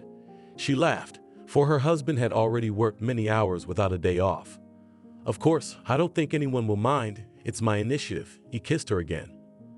But I don't think anyone will mind. It was her turn to kiss him. He pulled himself together and left the apartment. The car was parked in the yard. He looked outside, opened the door, and got behind the wheel. Anthony looked out the window, informed the dispatcher that he was out for his shift, and rolled off. Anthony, are you free? It came over the radio. Yes, and ready to take whoever you want anywhere in the world, he laughed. Not up to laughing, she told him the address. This is an elite village? He was surprised. So what? The dispatcher couldn't argue with him. She rushed him. They never called cars like mine? Still, he could not believe that the girl was not joking with him. But now they did. She was already yelling. But I'm not in business class, he insisted. You came out to argue or work. There's no one on the line but you, and it's an emergency. She's pregnant. The dispatcher was hysterical. Okay, I'm on my way. He pressed the gas pedal. The drive was decent for the distance. Anthony smirked. What if she was really playing a joke on him? Now he'd get there, waste so much gasoline, and they just wouldn't let him in. Thoughts skipped around, one bothering him, then the other. Finally, in the distance, he saw streetlights. I'm there, he said to himself under his breath, and drove up to a booth with a guard. Who are you here to see? He came out. I don't know, they called a cab to this house, he said. Now he said something into the radio, then nodded. The barrier went up. Anthony drove through. He realized that he had indeed been called. Hello, he saw the woman. She was writhing and couldn't get into the car properly. Why didn't you call an ambulance? He was surprised. What? She looked at him for a moment. It didn't even occur to her. Get in quickly, he helped her. He started the car. They drove off. The driver could have increased the speed, but he was afraid he might make it worse for the passenger. So he drove slowly, but not so slow that they'd be late for anything. Could you go any faster? She asked him from the back seat. Would it bother you? He was afraid. What could it hurt? It was like she was squeezing the words out of her mouth. I don't know, Anthony began nervously. He realized the woman was already in the state they were in the prenatal ward. Goni, she was screaming. Come on, I'll call an ambulance. Anthony pushed the front seat all the way back so there was room. Then went to the trunk. There was a canister of water. There were rags, but all dirty. I had to put my jacket underneath. Ah, here it comes, shouted the woman. Ah, came Anthony. He put his hands up to her, not knowing what to do. A head showed. He realized that nothing could be stopped now. Come on, he shouted. Ah, she made one last push. Well done, you watched, and there was a little boy lying in his jacket. The passenger leaned back in her seat. She had no strength at all. A siren sounded in the distance. It meant an ambulance was approaching. You're so good. The paramedic took the baby out of the man's arms. Yeah, he was exhausted, not only physically, but most of all mentally. So we take the mother too. Thank you, whispered the woman in the blue suit. Anthony got behind the wheel. He realized that today he would not go anywhere. Tomorrow he would have to give the car back to him to have it completely cleaned. He looked back at the back seat. He almost threw up. Katie, I'm home. He walked to the kitchen. What are your hands in? She pointed at them. If I tell you, you'll never believe it. He looked at her tiredly. Tell me, she tensed again. And her husband told her everything, showed her every last move. You're my hero. She went over and hugged him. What are you talking about? If she had gone into labor anywhere else, everyone would have helped. He was sure of it. I don't think a lot of people would just be confused. She was sure of what she was saying too. Okay, go wash up and let's go to bed, she told him. Okay, her husband agreed with her. He didn't feel like doing anything today. But until the morning, he did not sleep a wink, because as soon as he closed them, he saw the head that came out of the woman. In the morning, Anthony first called the car wash, said he would be there in half an hour. They were waiting for him. After that, he called his boss, said he had no time today. He didn't mind. Today, Anthony did nothing but take care of the car and his family. He didn't show up for work until the next day. Why were you there yesterday? The other workers asked. No, I can't bear to tell it again. At that moment, the supervisor came through the door. Why? He looked at him. Hello, startled Anthony. He thought that the man already knew and was about to scold him about the car. So what happened? The chief leaned on the door jamb. I went out at 9 on my route, and there was a call, and he repeated it all again. So the chief went after him. Anthony thought he was going to start telling him that he'd dirty up his car, and now it was impossible to drive there. I had it dry cleaned. He started to justify himself. What are you talking about? So you're the cabbie who delivered my wife's baby? Billy hugged him. What? Anthony stared at him. He couldn't understand what his boss had just told him. My wife couldn't call anyone last night. That's where you came in, he exulted. Why weren't you at home? The man couldn't get up to speed. It's nobody's business anymore. He led Anthony to the administration building. As he walked, he couldn't believe that this was really happening. He thought such coincidences only happened in movies or something. And I was a fool, thinking whether to give you the car or not. And imagine if I hadn't, she would have had to give birth at home alone, he thought, then shook his head, as if dismissing these thoughts. I never would have thought it. Anthony was shocked. So what do you want? The supervisor looked at the man. Come on, nothing. I did it as a human being, not for something I would get. He began to excuse himself. Anthony, it was fate that you and I met, and that's how it worked out. Billy stood up and began to walk around the office. Believe me, I don't need anything. Can I stay working for you? And don't take the car away from me yet, he asked. That's it. Go on. Keep working. Billy showed him to the door. After the employee left, he made a couple calls, and after that he sat down in a chair and calmed down. Elizabeth, hi, you have no idea what I'm about to tell you. He dialed his wife's number. He started to tell her that he found out who did it, and what he wanted to thank him for. "You're right about everything. Do what you think is right." His wife always supported him in everything. Then Billy did what he wanted to do. It took a couple days to get the paperwork done. He spent all that time with his wife in the hospital. The baby was born healthy, and the mother was fine. When Billy got the call that everything was ready, he personally went to visit Anthony. "Hello." Katie opened the door for him. "Greetings. My name is Billy. I'm your husband's boss. May I pass?" he asked the hostess. Of course, she couldn't say anything more. Anthony himself came out of the room with a baby in his arms. "What are you doing here?" He still felt uneasy when he saw the chief. "Anthony, you don't have to do anything. I'll do everything myself," stopped him Billy as he wanted to bring him a chair. "Okay," stopped the man. He and his wife stood silent, just looking at the guest. "Okay, I'll start with the main thing." Billy pulled some papers out of a folder. "These are the papers for your apartment, which is in the center of town." "Come on," Anthony started to say, but Kathy gave him a look that shut him up. "You can tell she's a smart woman." Billy looked at her. "Thank you," she pursed her lips. "This may be the main thing for Billy, but I have a second item." He pulled out a second stack of paper. "What else?" The man couldn't understand. "It's your own taxicab, which was established a few days ago. Of course, there are hardly any cars there yet, but I think you'll get employees." Billy came over and shook his hand once again. "Jesus, what's the big deal? Believe me, anyone would have delivered your wife's baby," Anthony told him. "You're not anyone." The man signaled him to shut up. "There's more paperwork, so it's not over." Katie looked at the folder. "What a savvy wife you have," Anthony smiled the supervisor. "Yeah, what is?"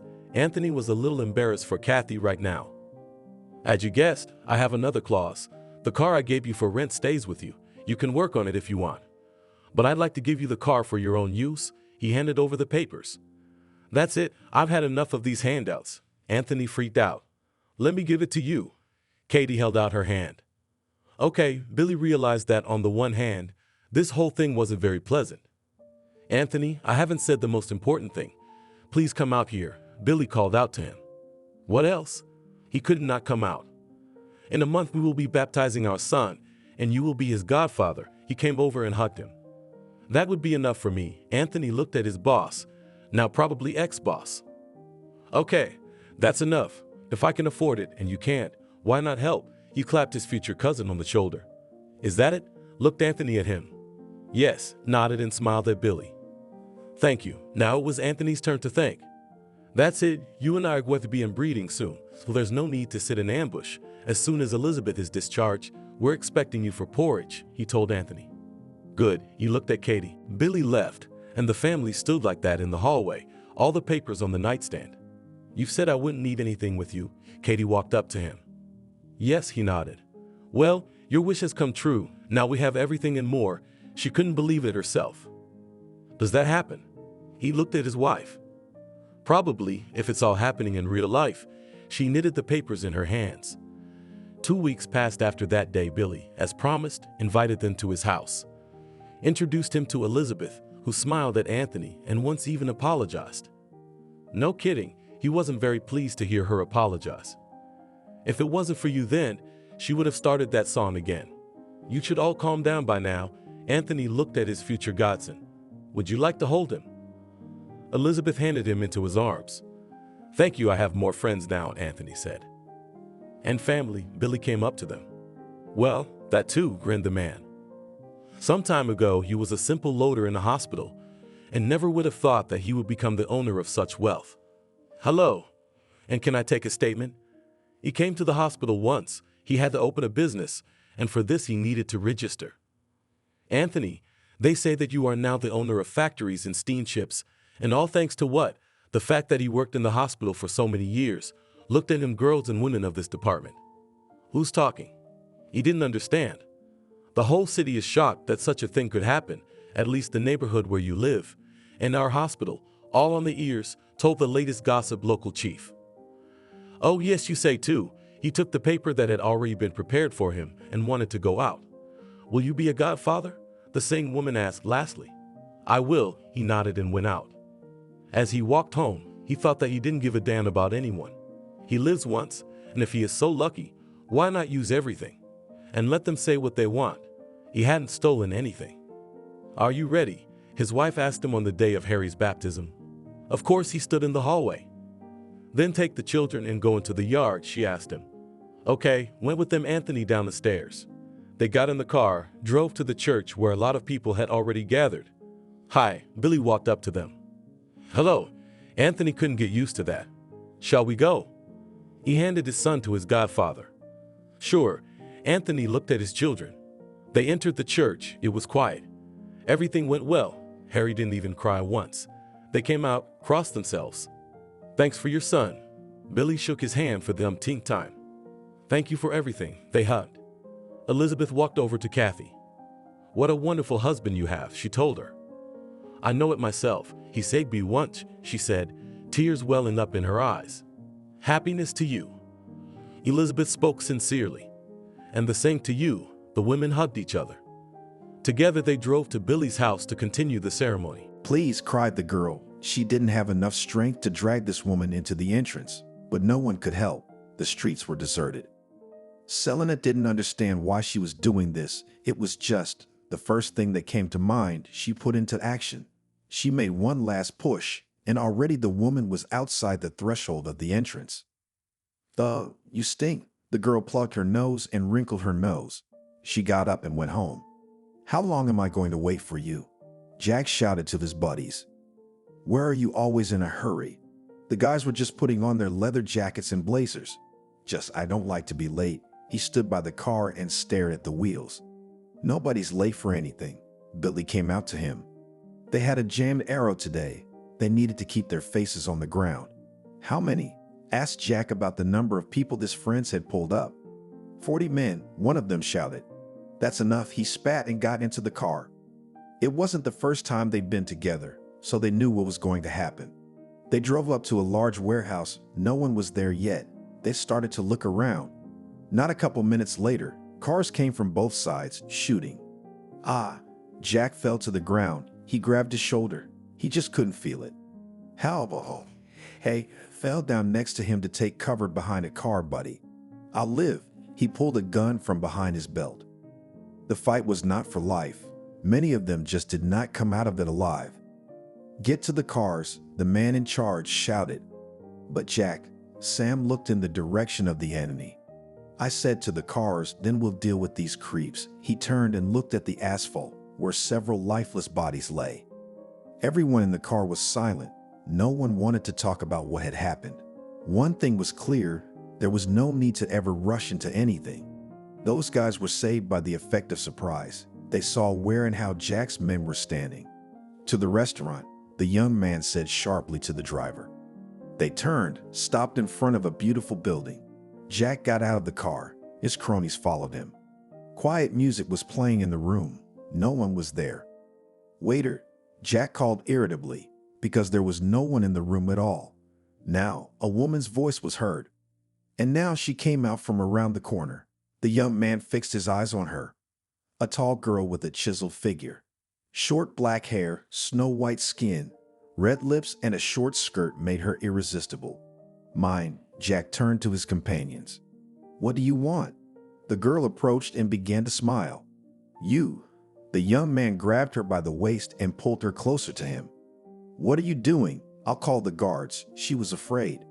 "Don't worry, I won't hurt you." He sat her down next to him.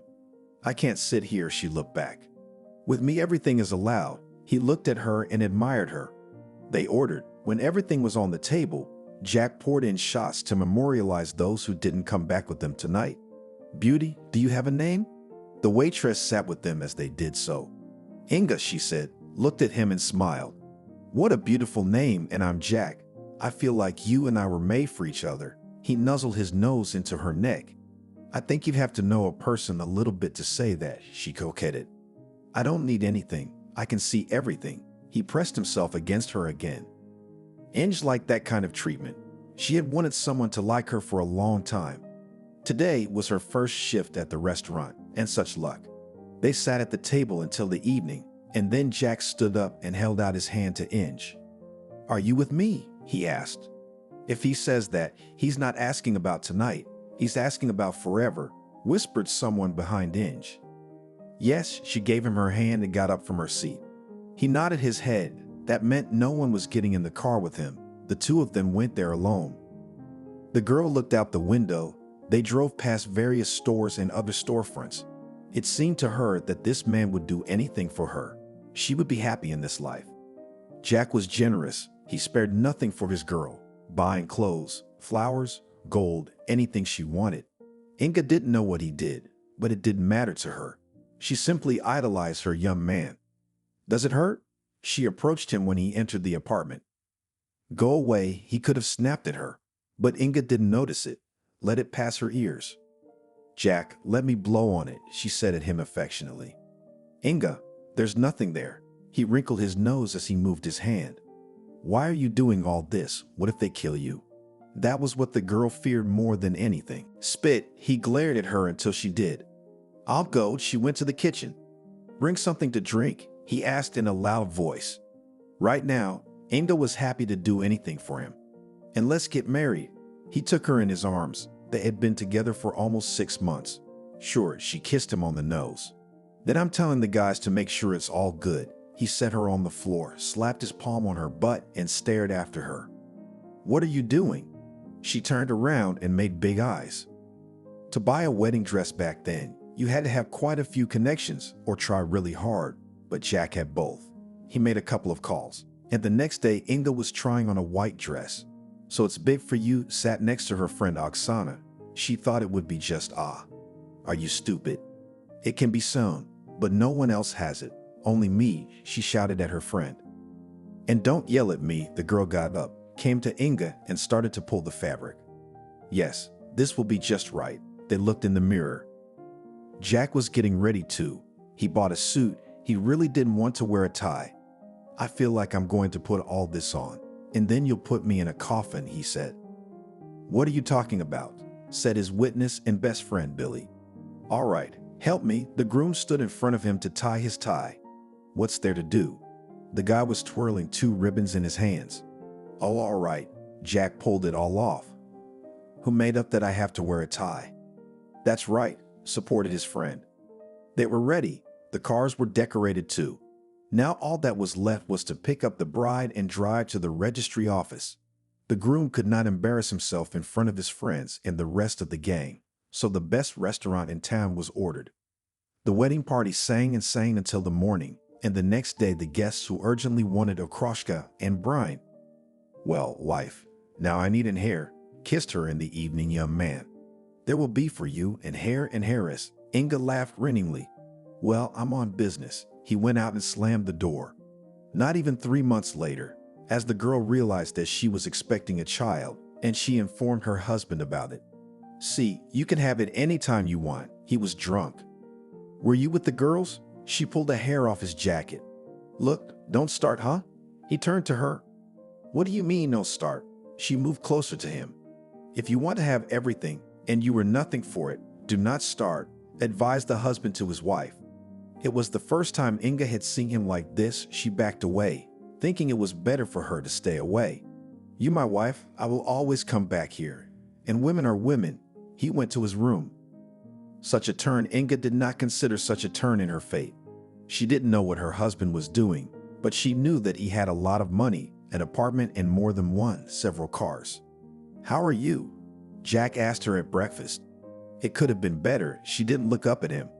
Oh, are we offended? He pulled his chair closer to her. Don't be. She took his hand off her knee. Okay, he stood up and walked away again. The girl looked out the window at him walking to his car. The pregnancy and delivery had been easy. Jack, as always, had put his wife in the best hospital there was at the time. Well, hello, son. Jack greeted his wife and child from the maternity hospital. Inga saw that a lot of people had arrived.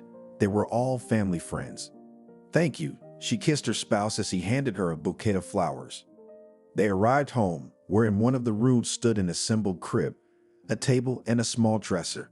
The mother immediately put the baby down and began to make everything to make them comfortable here. What are you doing? Jack entered the room. Like, a place for me and my son. She stopped and looked at him. There is no me and my son. There is us and my son. This is his room and he will be here alone. The man put the point. Inga was upset about this, but she realized that it was better not to argue with her husband. She spent her days in her son's room, and at night she went to her husband's room. "Jack, I think I'm expecting a baby again," she whispered to him one evening. Arnold wasn't even 2 years old at the time. "I'm just glad of that." He kissed her neck. Times had come to a point where it was very hard for ordinary people to live, and the Brawls got kind of pissed off. They started opening different firms, buying up everything, and the guns got tougher. "Don't leave the house today," Jack warned his wife. "Where are you going?" She grabbed his arm. "And I have to." He opened the door and left. Inga was very worried about her spouse. Over the past 2 months, they had already buried 4 friends. It was time to give birth. It was not scary, but exciting. Everything went exactly the same as the first time. Now the couple had a daughter, Julia. Billy came to meet Inga from the hospital. "Why not, Jack?" The girl's eyes were very big. She was afraid to hear the worst thing in her life. "Because he's being shepherded," looked Billy in the rearview mirror. "I see." Inga leaned back in her seat and exhaled.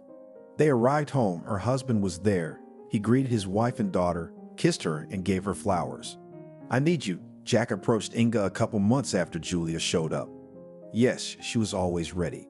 "Let's go. I asked a woman, she'll watch the kids." He pulled her. "Where to?" The woman didn't understand. "Soon you'll understand everything." They left the apartment, went downstairs, got into the car. "We are now going to go sign the documents. Do not ask unnecessary questions," he warned her.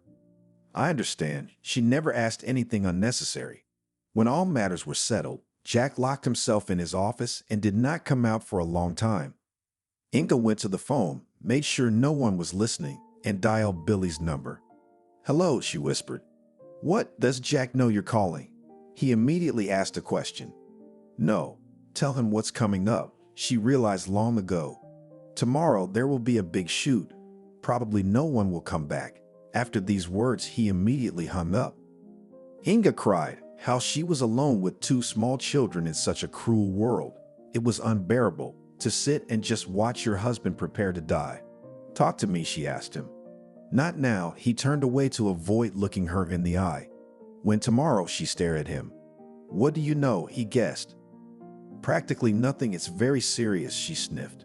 "That's all. You don't need to know more." He still didn't turn to her. And he left. No kiss, no hug. Inge was offended. At home, the man did not return. The wife did not know what to do. She did not sleep, went from room to room. In the morning, when she lay down for a while, the doorbell rang. Inga jumped out of her seat like a stunned person and ran to open the door. A stranger stood outside the door.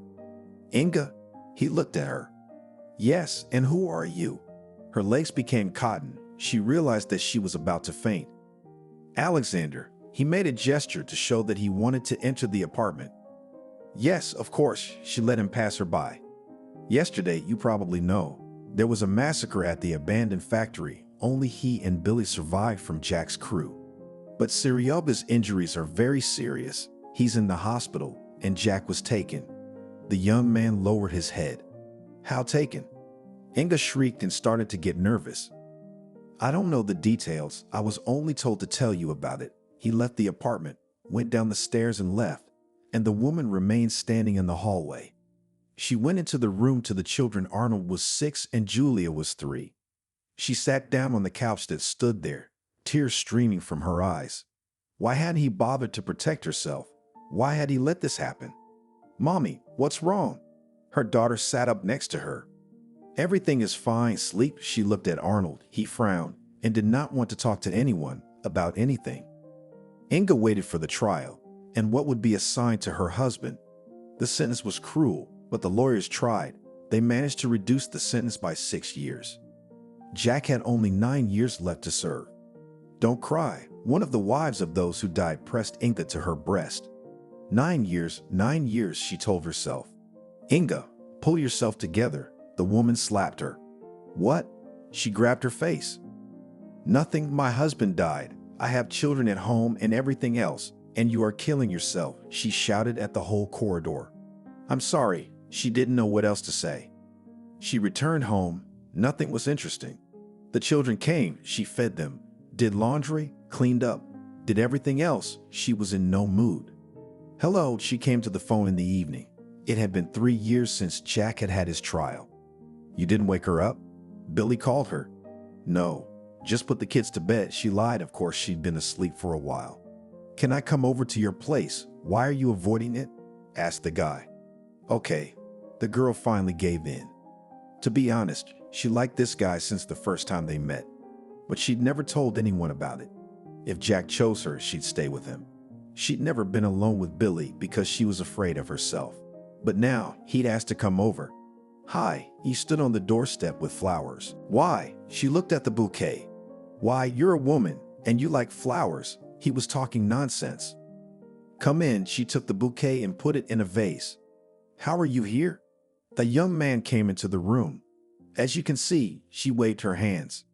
Until now, Inga had saved on everything, lived on the money that was still from Jack, and his friends helped whoever they could. Yes, not much. He listened to Inga's story. What did you want? She wanted him to leave. Just to meet, to talk, to see you. He came closer to her. Billy, you're his best friend. She looked into his eyes. And what should best friends do? The right thing to do, the right thing to support at any moment. He finished and pressed his lips to hers. The woman's body so missed the man's caresses, she sagged toward him. Billy picked her up in his arms and carried her to the couch. Don't, she whispered, but she couldn't tear herself away from his lips. You're so beautiful. He undid the buttons of her blouse. They kissed. Billy was so tender, and at some point Inga felt someone watching them. She turned her head toward the door. Arnold was standing there.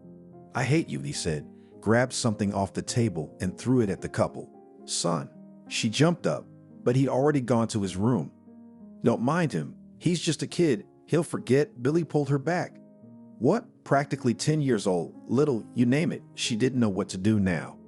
Okay, if you want, I can say your daddy went and left your mommy and I'll help you with everything. He put on his jeans. When is Jack coming out? She stared unblinking at the man. When it does, everyone will have forgotten everything by now, laughed Billy. Since he offered, Inga didn't refuse. The children and she would be provided for again. And she liked Billy. A week later, they moved in with Billy. Where are you going? The man asked her as she gathered in the hallway. To Jack's, she looked puzzled. To Jack's, forget that name, you're my woman now, he said simply. Then he would realize everything at once. Inga was afraid. Calm down, everything will be all right, I'm near. He came to her and helped her take off her coat. Of course, Billy was very self-confident. Arnold grew up a mean boy. He hated his mother because she betrayed his father, and he felt even more anger toward her new suitor. Why are you looking at me like that? Billy asked him when they were all sitting at the table together. Traitor, how could you? He trusted you with everything. You were his best friend, the boy said through gritted teeth. You're too young to talk about such things. The man smiled back. I'll grow up and kill you, the boy promised him. All right, agreed Billy. And so they lived. Julia was a quiet girl. She never fully understood why her brother hated these people. She loved her mother, and she was neutral toward Billy. But their quiet life ended when Jack came back. He was no longer the kind uncle who loved his wife and children. His son had written to him long ago to tell him what had become of his wife. All these years he dreamed of looking his friend and his wife in the eye. Well, weren't you waiting? He was standing in the doorway when Billy opened it. Jack, hi. He reached out his hands to him, but was immediately punched in the face. What are you doing? I meant well. His friend looked at him. Yeah, you did. He nodded and went inside the apartment. Inga was sitting in the room talking to her daughter. She saw Julia's eyes get big, turned around, flinched. Jack, what are you doing here? She knew this was going to be bad. It's you, what are you doing here? Pack up quickly and let's go home, he yelled. Where's Billy? She was shaking. Ha, show you him? The man returned to the corridor. He took his former friend by the scruff of the neck and threw him into the room. Inga saw that between his legs were all bloody. What have you done? She was so frightened that she didn't even think about the children seeing all this. The sooner you pull yourself together, the sooner I'll call an ambulance, he smirked. That's it, we're ready. Call it in, she thought. She could come back for her things next time. Whatever you say, darling. He went to the phone and dialed the right number. After that, together with the whole family, they went to the place where they used to live. And how could you think of such a thing? To leave me, ha? And to whom? To Sir Yoga. He could not calm down. Jack, I'm sorry. I thought it would be better for the kids. She lowered her head. Trust me, no one will be better off now. He laughed again. They arrived. They got out of the car. Inga could see people walking by.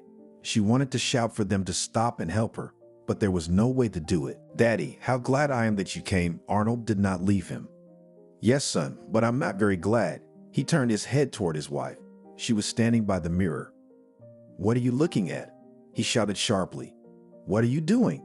She turned around and didn't understand. He hit her on the back of the head with force. She banged her face against the mirror, shattering it. Those were her first scars. Arnold, call an ambulance, she begged her son. You call it. He stood watching his mother bleed to death. Why are you so angry? She was crying. She was hurt and offended by everything that was happening. Inga saw that her daughter was dialing a number. A few minutes later, their doorbell rang. The doctors were horrified at what had become of the woman's face, but she didn't say who had done it. Slipped on the floor and fell, she told the medic. Yes, she nodded. How bad?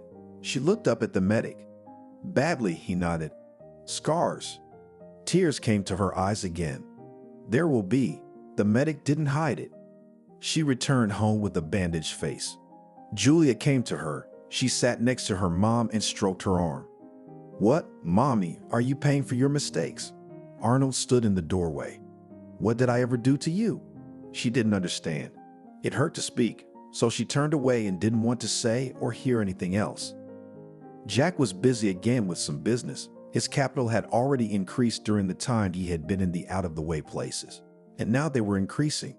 He was buying apartments, renting them out, cars, reselling them, whatever he could get his hands on.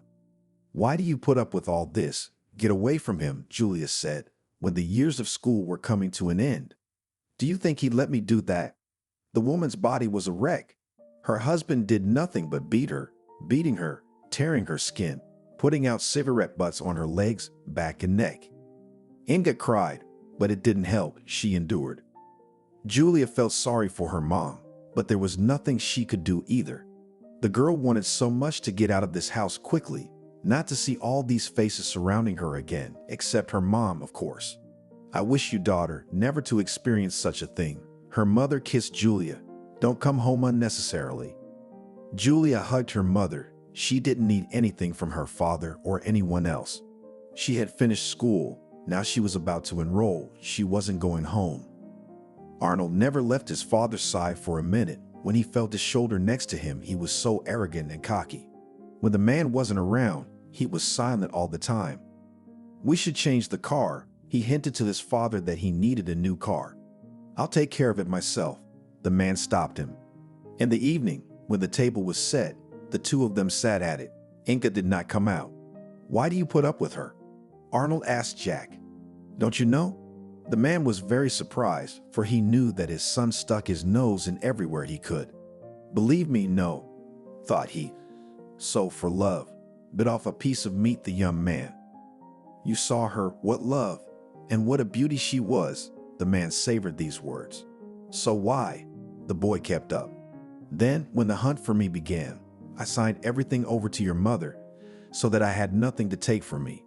It's a good thing she didn't know what she was signing to, or they'd have ripped me off with Billy, he said, his jowls moving. I can see why you're so fond of her. Arnold got up from the table. He'd been out a lot lately, traveling to different parties. He didn't arrive alone this morning. Dad, meet Diana. He introduced the girl. For an hour or all day? Mickey asked. You what? This is my girlfriend, said the son, offended. Ah, well, if it's a girl, then come in. He pointed to the sofa, which stood in the living room. Diana got acquainted with the mother of her young man. Oh, she came out of the bathroom when Inga was walking down the hall. Don't be afraid, said the woman in a hoarse voice. What's wrong with you? Diana looked at her. Husband and son tried, she said openly. God, the girl even lost the power of speech. Think many times before becoming his wife, Inga warned her. Excuse me, she went to her room. Slava liked that he now had a girlfriend. He spent a lot of time with her, wanted her to be his wife, but also that it was very early to propose to her. Arnold, why don't we go for a walk today? Diana chirped cheerfully. Okay, we'll go for a walk, just a little later. He didn't want to go anywhere, just to lie on the bed with her. All right, suit yourself, then I'll go. She already wanted to leave the room, but Arnold didn't let her. He threw a slipper and the doors closed. You're not going anywhere, I told you later. He looked at her and got angry. Slavachka, what are you doing? Diana was scared. Nothing, Diana, he mocked her. She walked over and sat down on the bed next to the guy. He grabbed her arm and pulled her to him with a sharp pull. It hurts, she wrinkled her nose. Me too, he started kissing her. Diana did not push him away, on the contrary. She began to reciprocate. The girl realized that one wrong action and he would just throw her to the trash. Hello, can I sit here? The girl came to Inga's room. Did you hit her? She guessed. No, just a fight. The girl averted her eyes. Yes, I know how he quarrels, sighed the woman. They sat in the room for a few minutes in silence. What am I to do? Asked Diana at last.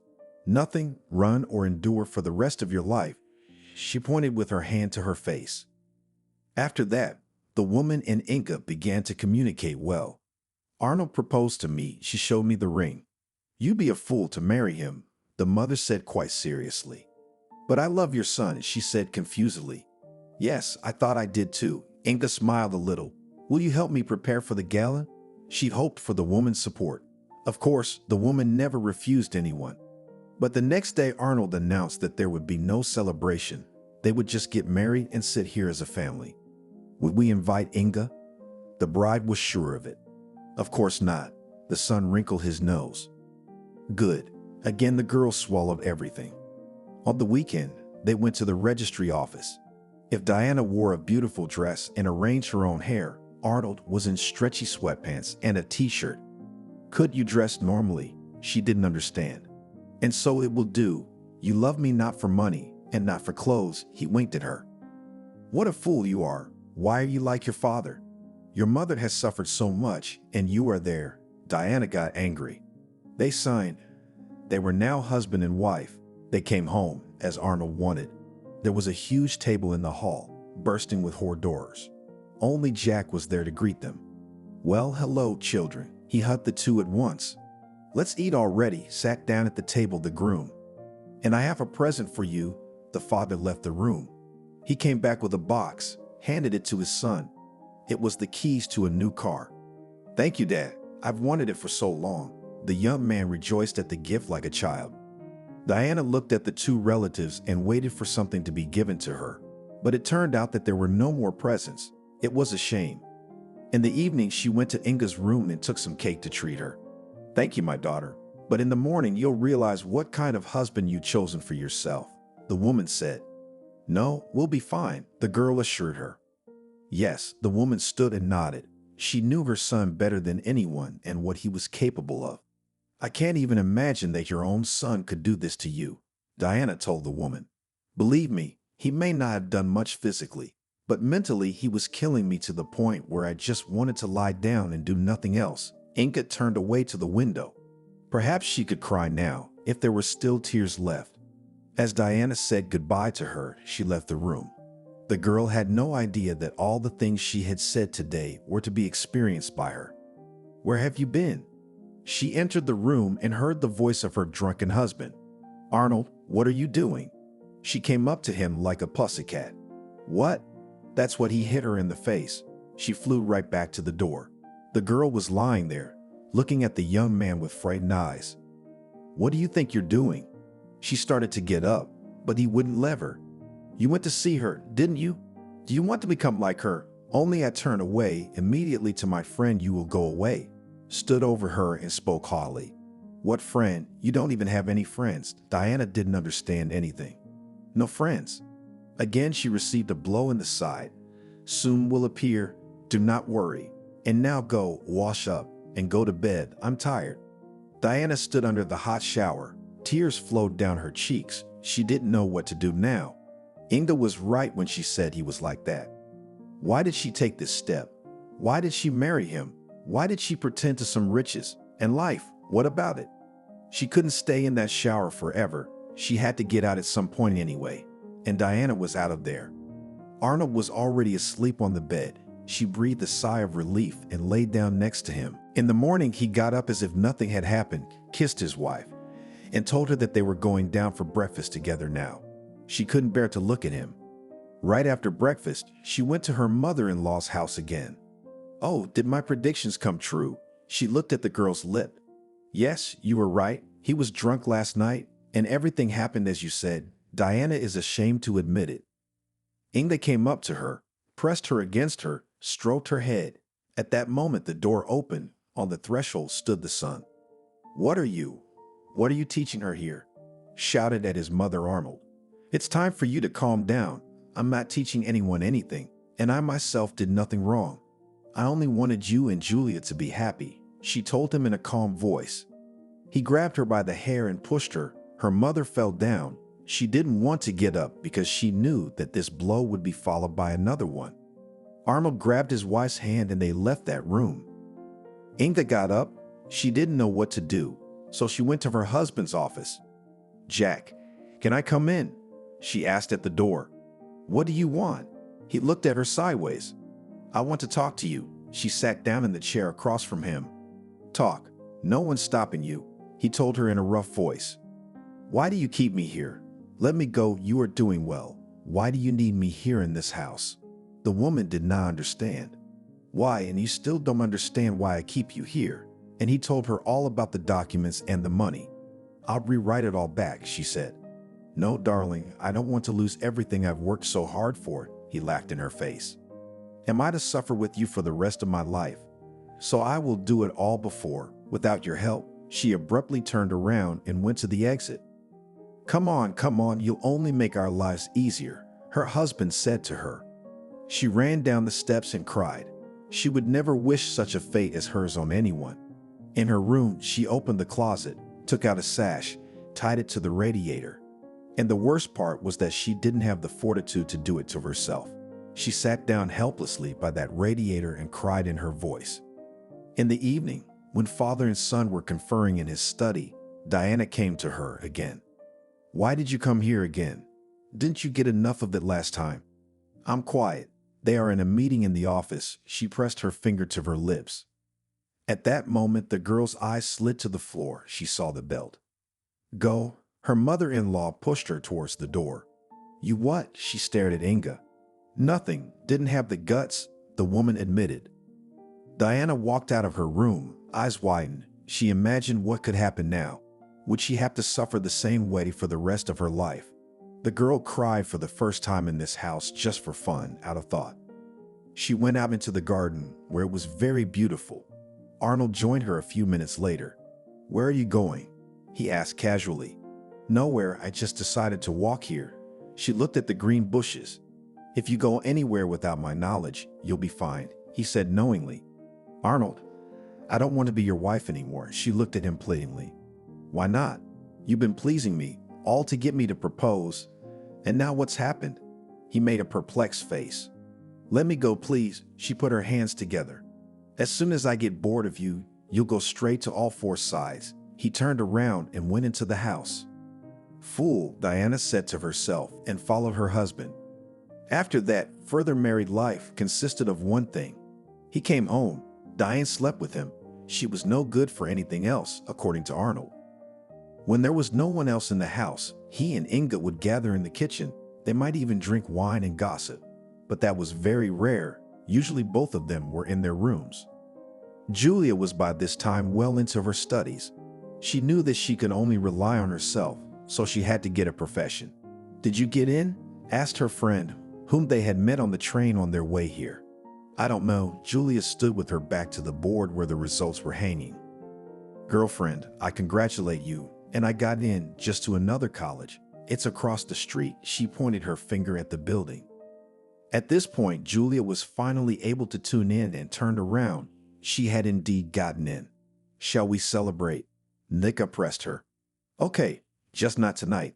I have a headache, she complained. Well, how boring you are, took offense girlfriend. Tomorrow or at the weekend we'll go somewhere, Julia said. Aren't you going home? Nick asked. No, I don't want to talk to my parents, the girl confessed. I see, but I'm going.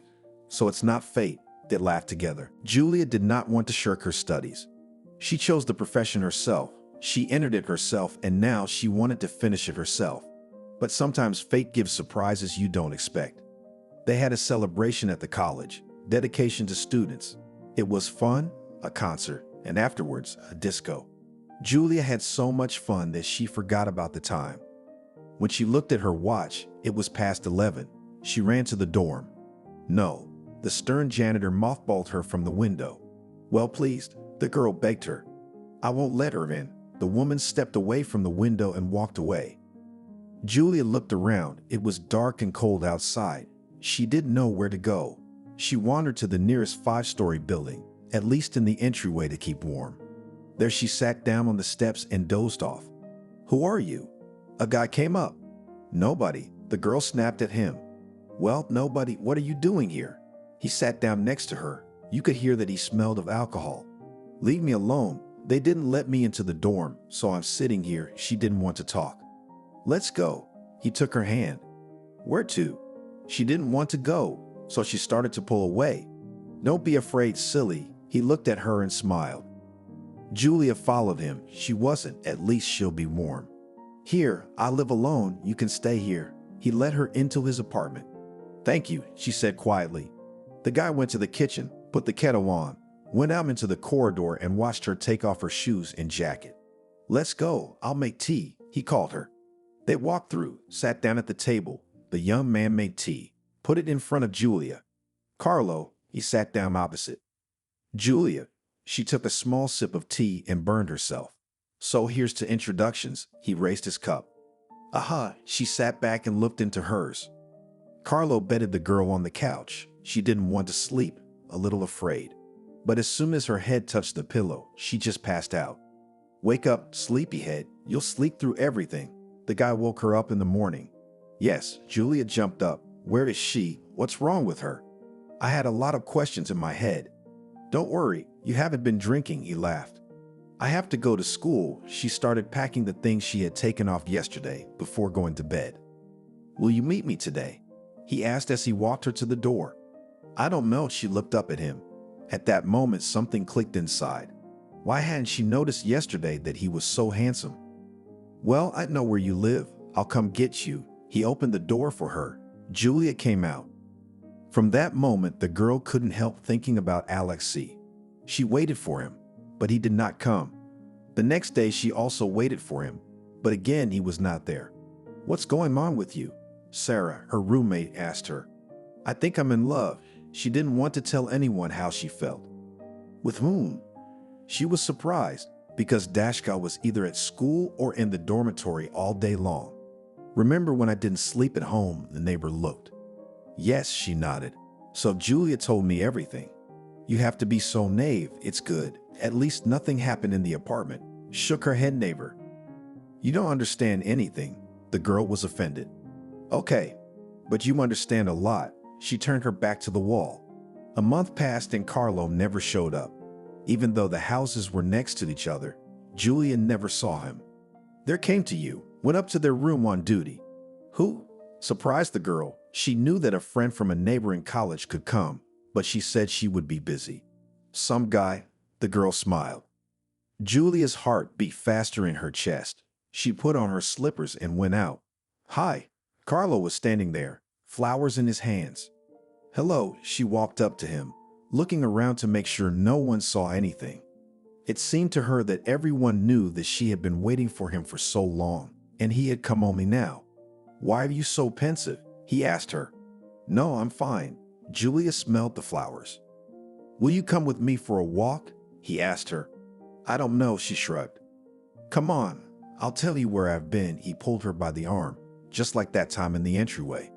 Okay, I need to change. She took her hand out of his and ran upstairs. What, you're here? The roommate asked. And I'll ask you to be jealous in silence. Julia laughed and left the room. They walked through the streets of the city. Carlo chattered incessantly. I'm sorry I didn't come. I was sent on a business trip, so I was there all this time. He turned to her, and now he was walking ahead of her.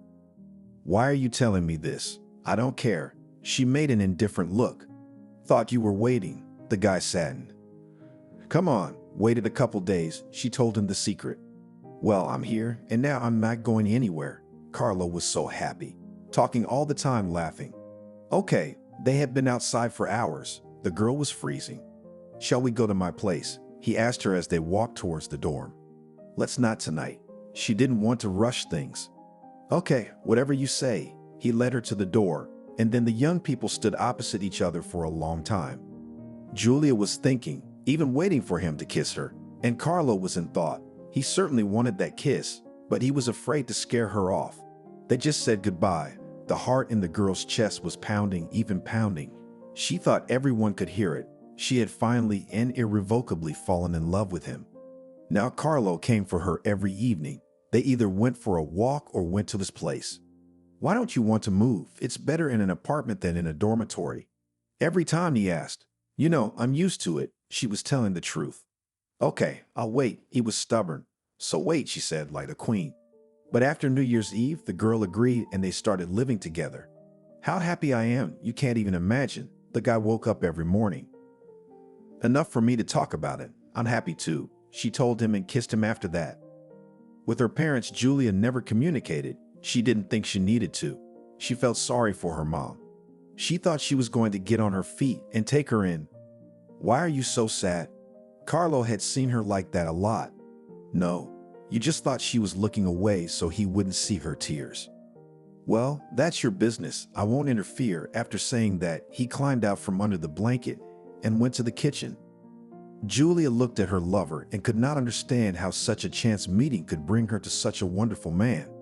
You don't know anything about him, her friend told her. So what? I can see the man, Julia countered. Okay, that's your business. The girl dismissed her. From that moment on, Julia stopped talking to everyone from her past circle. She gave all of herself to Carlo. Why don't you ever talk about your parents? Carlo asked her once. I don't want to. I'm not doing well there. She didn't want to deceive him. Okay, I'm not bothering you. He kissed her. One day, Julia went to the store. On the way, she met a classmate. They walked together, talking about something on the way. Carlo came home at that moment, knew where his girlfriend went out to meet her and saw this picture. Who was that? He asked her at home. An acquaintance we studied together. She was sorting out bags. And why she did not pay attention to this situation, Julia still does not know. In the summer, after the first course, the young man proposed to his beloved. She, of course, agreed. What kind of wedding do you want? He asked her a week after the proposal. None, she laughed.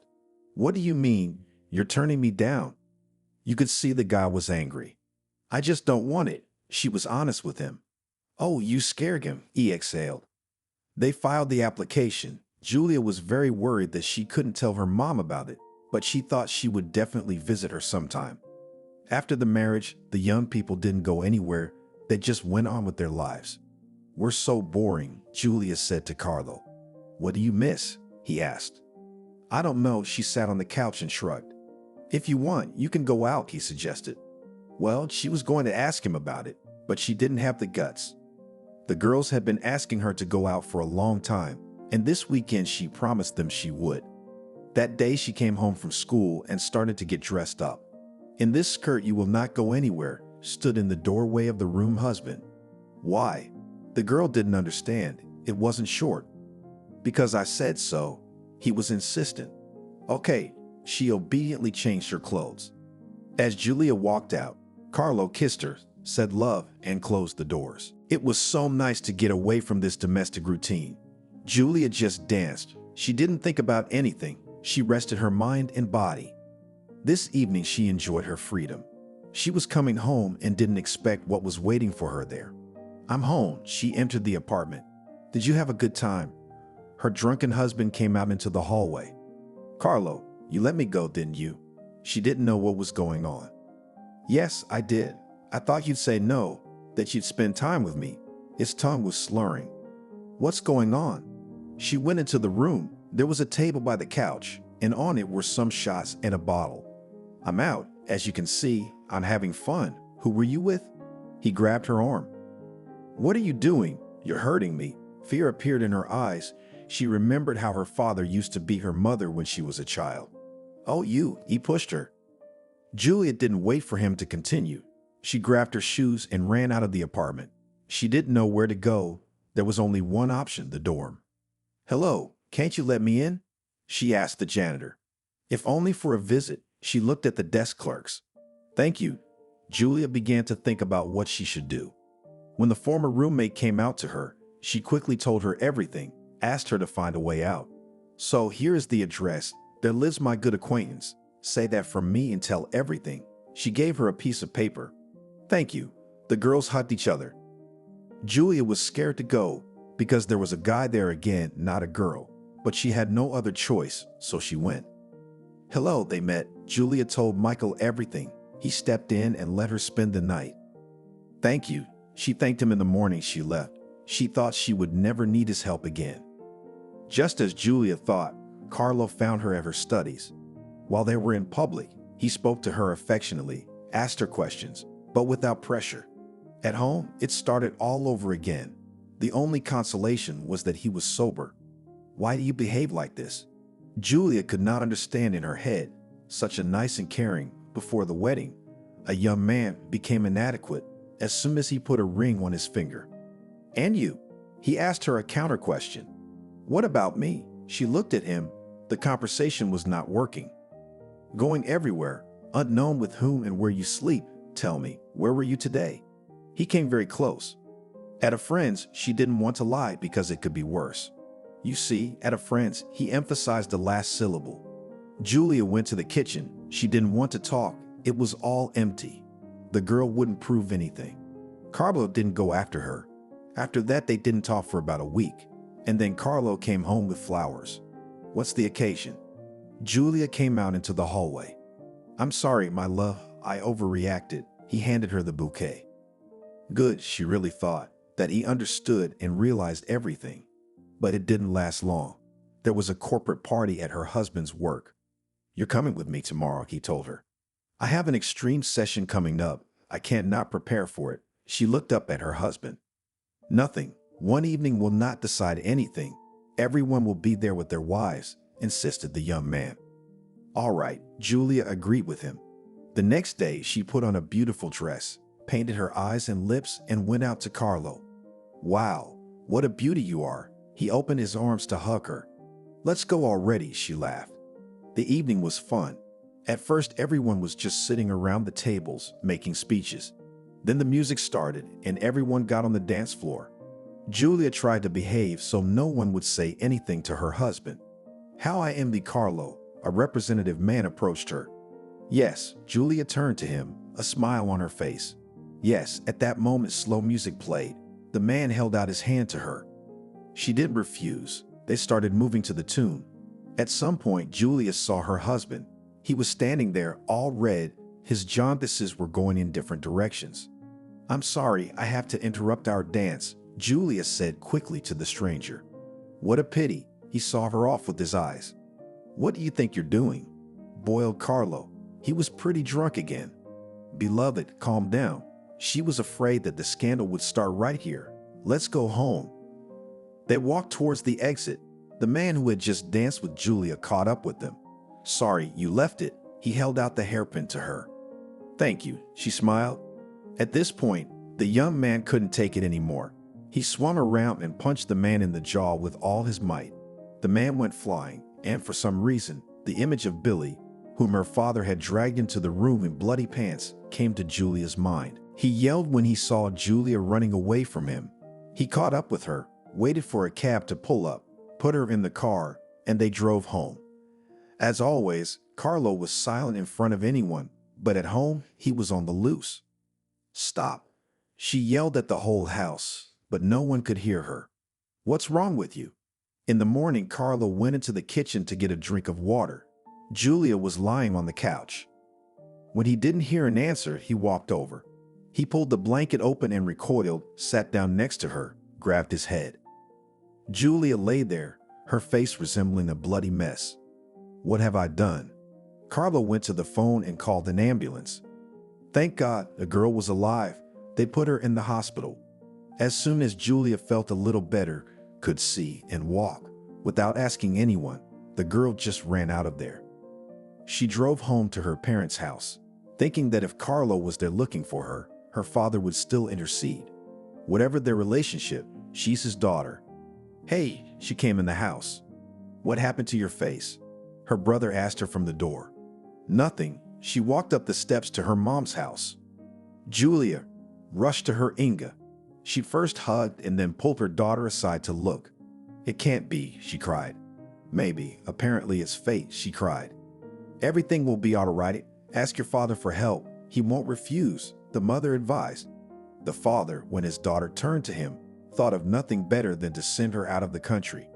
First, they formalized their divorce, and then Julia flew abroad for a few months. As expected, Carlo arrived. It was unclear why he procrastinated so long. Inga assumed he simply hadn't visited his wife in the hospital. "Where's my wife?" He burst into the house and was immediately punched in the face. "This is my house, and only I can raise my voice here." Jack came out to him. "Where's Julia?"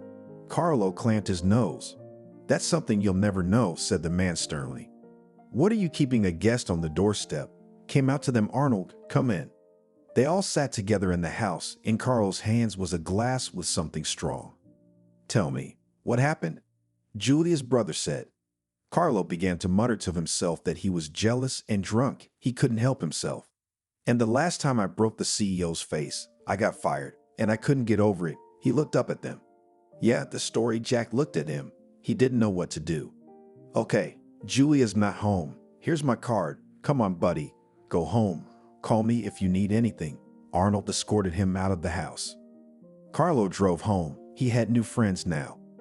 Inga continued her existence in the house with her husband, son, and daughter-in-law. They were communicating with the girl already openly. Jack and Arnold let the situation go. "Mom, I'm pregnant." Diane came to her room one day. "Don't tell him. Have an abortion," the woman begged her. "What are you talking about? I want this baby." Her daughter-in-law's eyes bulged. "You wanted to marry Arnold too?" The woman shook her head again. "No, I'll give him a son, and he will calm down."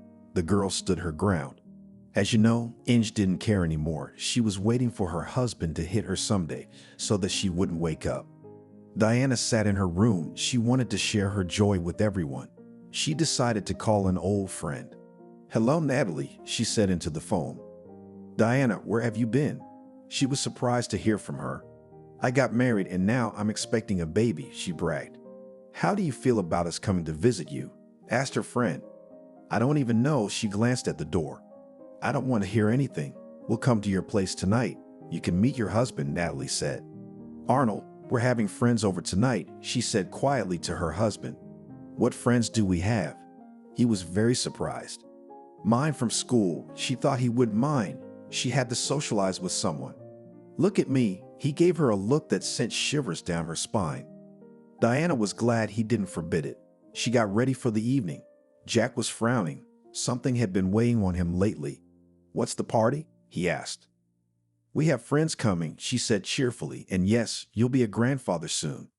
After these words, she thought that the man would somehow be happy, but he just looked at her and passed by. "What did you just say?" Arnold was coming down the stairs. "Yes, you're going to be a dad. I wanted to surprise you." She expected her husband to hug or kiss her, but he, like his father, didn't react in any way. The friends arrived in the evening. When Diana saw that there were young men among them, she thought her husband would not be very happy. "Wow, what a house you have!" Natalie walked everywhere. Inga came down the hall. No one had warned her that there would be guests, so she was immediately embarrassed. "Who's that?" A startled Natalie approached her friend. "The mother-in-law," she said simply. "What's wrong with her face?" A common question that came up to everyone who saw her for the first time. "Ignore it," Diana asked her. "Okay." They continued the party. After the feast, everyone moved outside. There was going to be a kebab. "Diana, wow, you got the guy." He came up to her and slapped her. "What are you doing?" She looked back so that her husband did not see, but at that moment she ran into his gaze. "Friends, thank you for coming." Arnold immediately began to speak. "But we haven't cooked the meat yet." We're all upset. "We'll do it another time," Arnold promised. When everyone had left, He took his wife under his elbow and they returned to the house.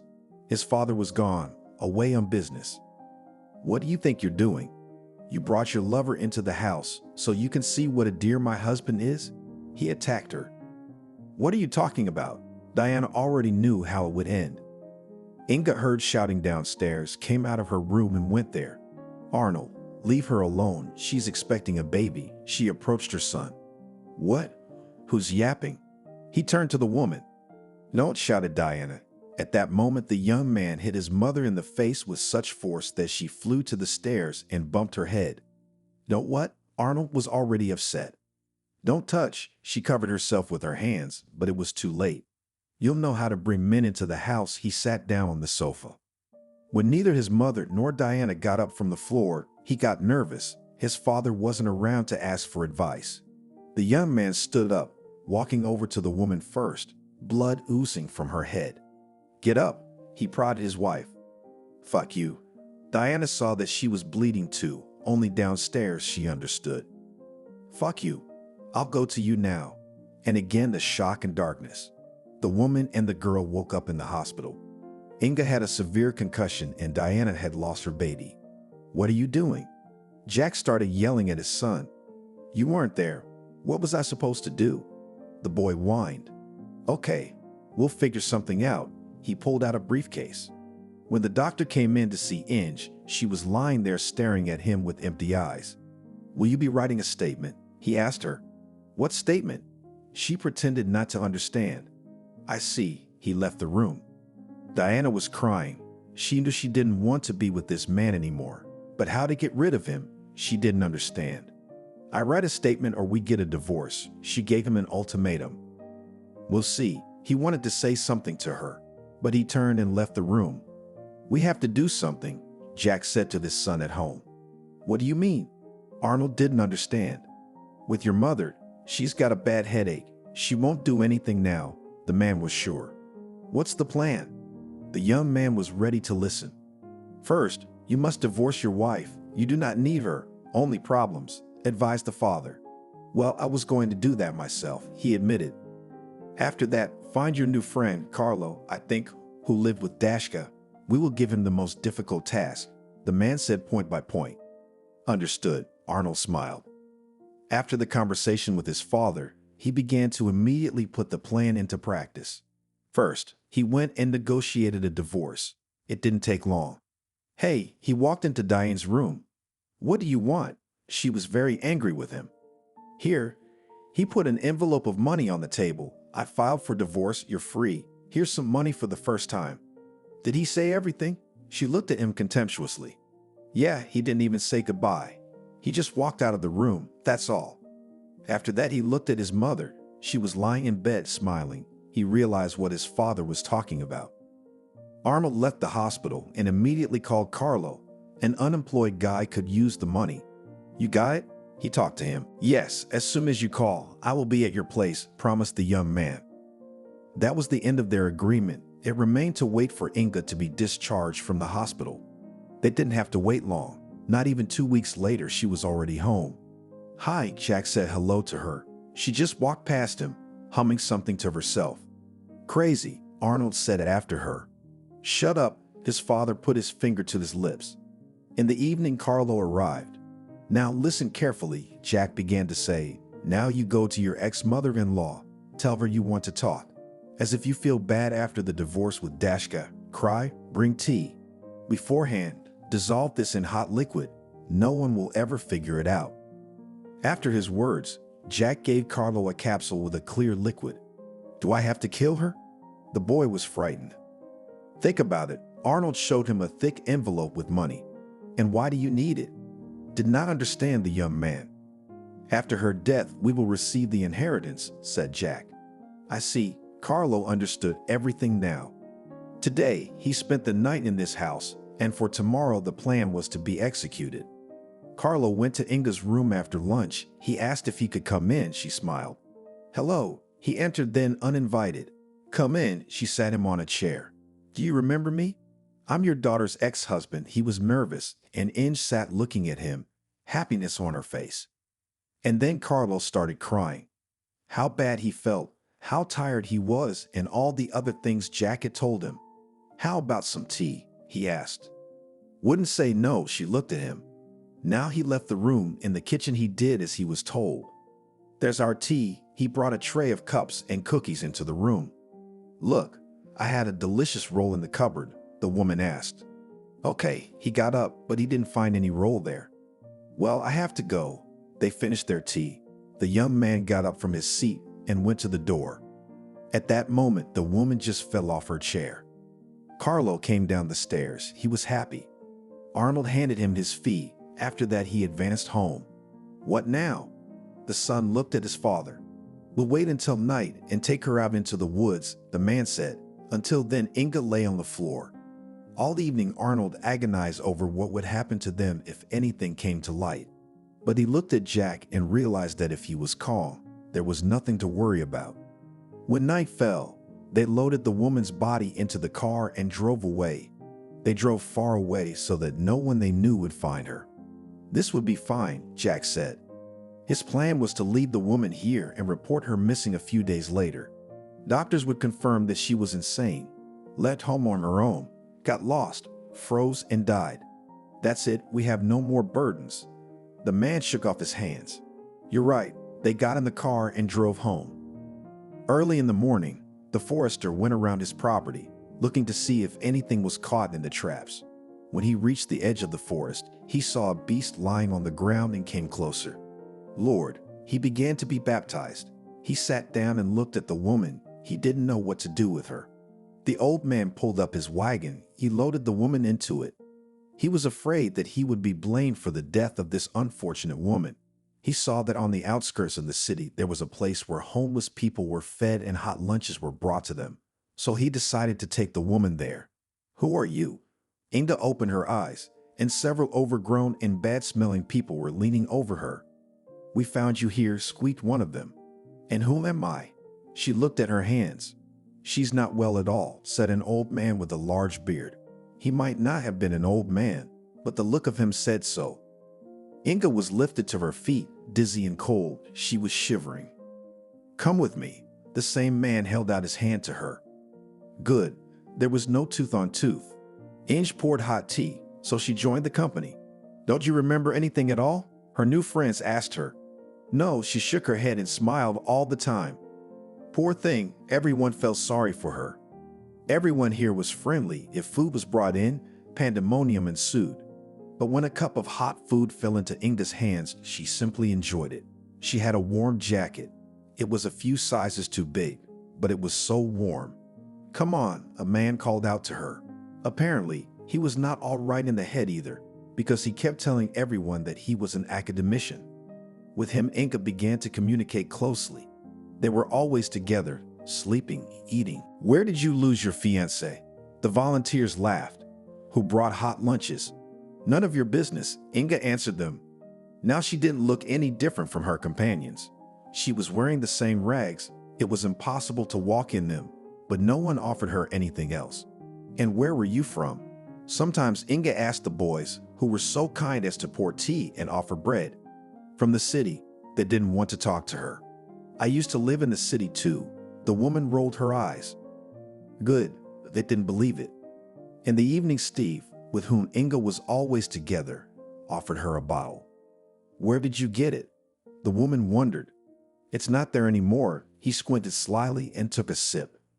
"Come on." Inga wanted to warm up. It was winter ahead. It was getting colder. After a short conversation, Steve suggested that Inga leave this company and live alone. "Don't tell me you're taking me to your academic apartment," laughed the woman. "Look at Hugh." What kind of academic would look at Hugh? He showed his toothless mouth as he smiled. But still, they made it. Moved closer to the city. Here you could beg by the subway and beg around caves. "Well, aren't you sorry?" Steve looked at his companion. "Soon it will be winter. What are we going to do? Go to the basement?"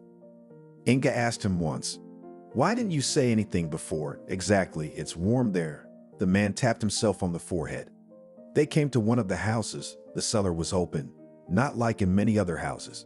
They settled there for a while. Now Inga didn't refuse when Steve brought a bottle. Once she took not one sip, but two. "What are you doing?" He poked her in the chest. "Leave me alone," the woman said in a drunken voice. "Oh, you," he pushed her. Inga collapsed on her side, lay like that. Sometimes she saw the janitor sweeping the yard, thought that she could also. Maybe they would have allocated a place for housing. But she didn't dare to come up and ask. That's how she lived with Steve. "What's up, old girl?" He coming all stinky and wet. "Where have you been?" She was very hungry. He wanted to say something else, but he took a step, stumbled, and fell. Inga came out of the cellar. It was very cold. She wrapped herself in the same jacket that she had once gotten. The woman was walking down the street. Everyone was avoiding her. She was very hungry and warm. Inga did not know how long she wandered like that. She entered some yard. She wanted to find a cellar to warm up a little. She went to the entrance. It was very slippery. Inga didn't realize how she slipped and fell to the ground. What happened next is unknown. Selena lived with her mom. She wanted to get married or at least find a young man who would take her away from home. Everything was fine until recently when her mother brought a man into the house. "Mom, he's hitting on me," peeping in the shower, complained her daughter to her. "What are you talking about?" The woman didn't believe her. She was so happy that in her old age she had met a life partner. Her daughter had grown up. She was in college. It was time to think about her own life. "Find someone else," her mother told her. "Yes, you think that someone would be waiting for me around the corner?" Selena answered her sadly. "Well, let's get you an apartment." The woman offered the last argument she had. "You what? Where is the money from?" was surprised daughter. "Lenia said he would help," she parried. "Well, if he helps, then I agree finally. Her dream will come true, and she will live alone." As soon as the girl moved out, she began a completely different life. Now she could eat or not eat before her mother pointed it out, bring her friends to visit, and everything else. "Selena, you've blossomed," Mickey, who she had liked for a long time, told her. Like? She wanted him to go out with her or come and visit. Yeah, he didn't ask or say anything else. He just stood there silent. "Come and visit me," she plucked up the courage. "Why, and I will come," he revived. "So I'm waiting for you tonight," she blushed. At home, Selena cooked unpretentious dishes, expecting that the guy would come hungry, because students are all like that, and so he did. "Hi," he stood there glowing like a new dollar. "Come in," she greeted him cordially. The young people went to the kitchen. There the girl immediately began to put dishes on a plate. After that they moved to the room. "Wow, you have parents, Kata rented?" He looked around. "Yes, the mother did not want me to disturb her, did not want to talk about it, girl." "I see," he turned to her. "Why didn't you notice me before?" she asked him bluntly. "Did you see what you were wearing?" "I did, but in a different way," he laughed. "Fool," she turned away. "Do not be offended. I understand that you live with your mother. Most likely, it is her merit." He stopped laughing and put his hand on the back of the sofa so that a little touched the girl. "Okay, let's watch a movie. I made beer and chips." She got up, went to the fridge and brought everything to the table. The evening was very heartwarming. Selena realized that she liked him for a reason. He was exactly what she needed in her life. The next day, Mickey was again at the girl's house. I missed him. She met him in a funny homemade suit. And me, he handed her a teddy bear. "Why did you spend the money? Already probably not enough." She hugged him.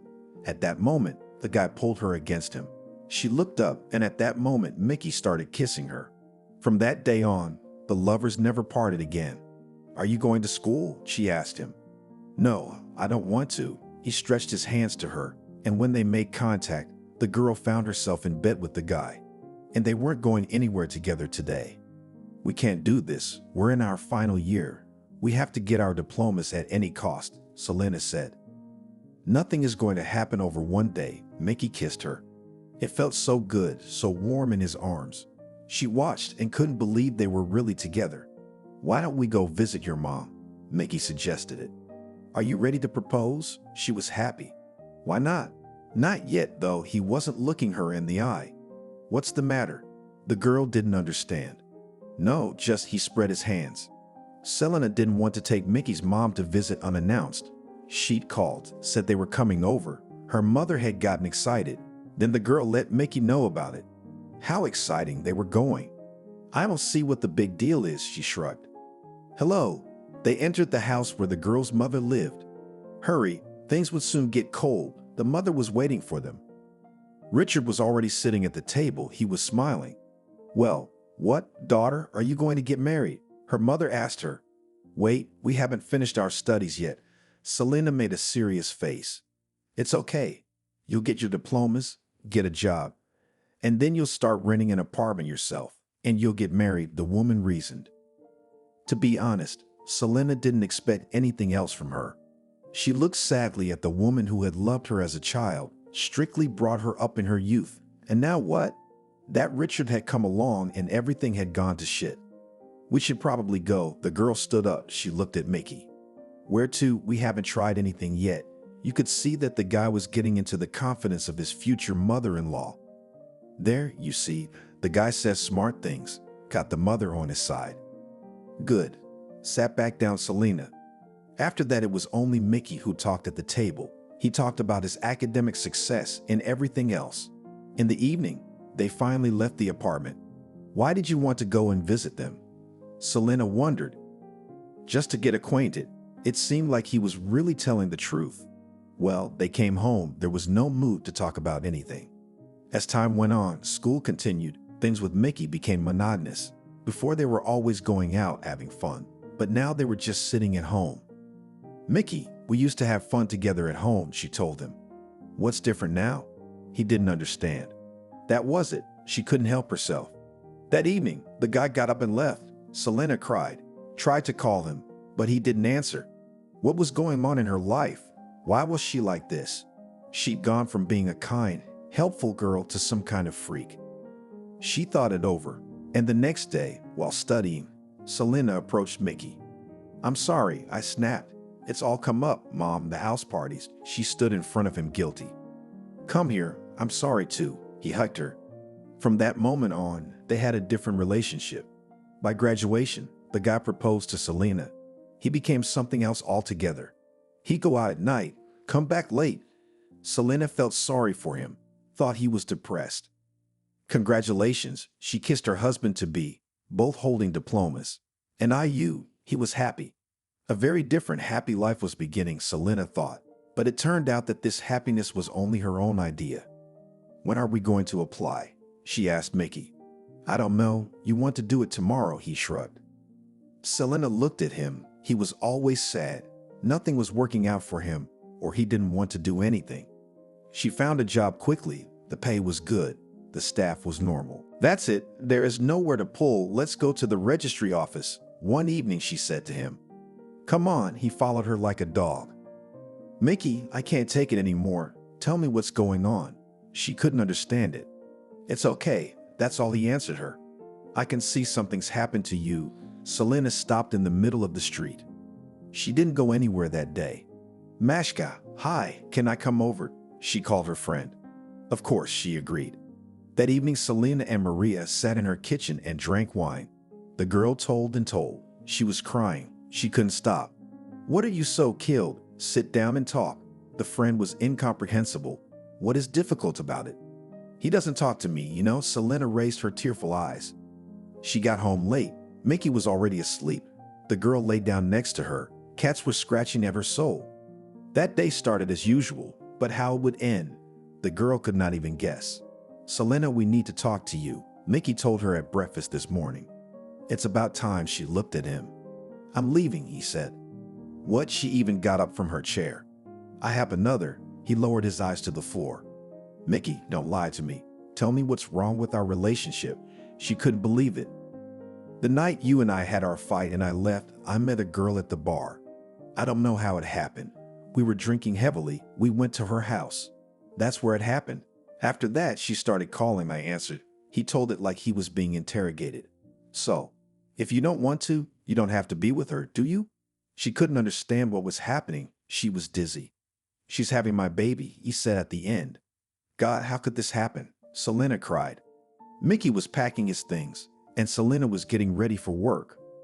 She was walking down the street, and she didn't realize how just like that, in an instant, her happy life had been blown to pieces. At the office, she went up to her floor. Her co-worker friends were there, all friendly. They were acting strangely that day. Selena, come in to see me, her boss called out to her. Yeah, she came to see her. You see, there is a redundancy and I have to fire you because you are new, you have just arrived, said the boss, and Selena's ears were ringing so loudly that she couldn't listen anymore. She gathered her things, which weren't much, and went home. It was cold outside, but she didn't feel it. When she approached her driveway, she saw a homeless woman lying in the snow. At first the girl passed by. She didn't want to get involved, but when she entered the entrance, she stopped. And it's me, she said out loud. Today, I was thrown out on the street like that, first by a guy and then at work. She turned around, walked out of the entrance, and approached the poor guy. Can you stand up? She leaned over her.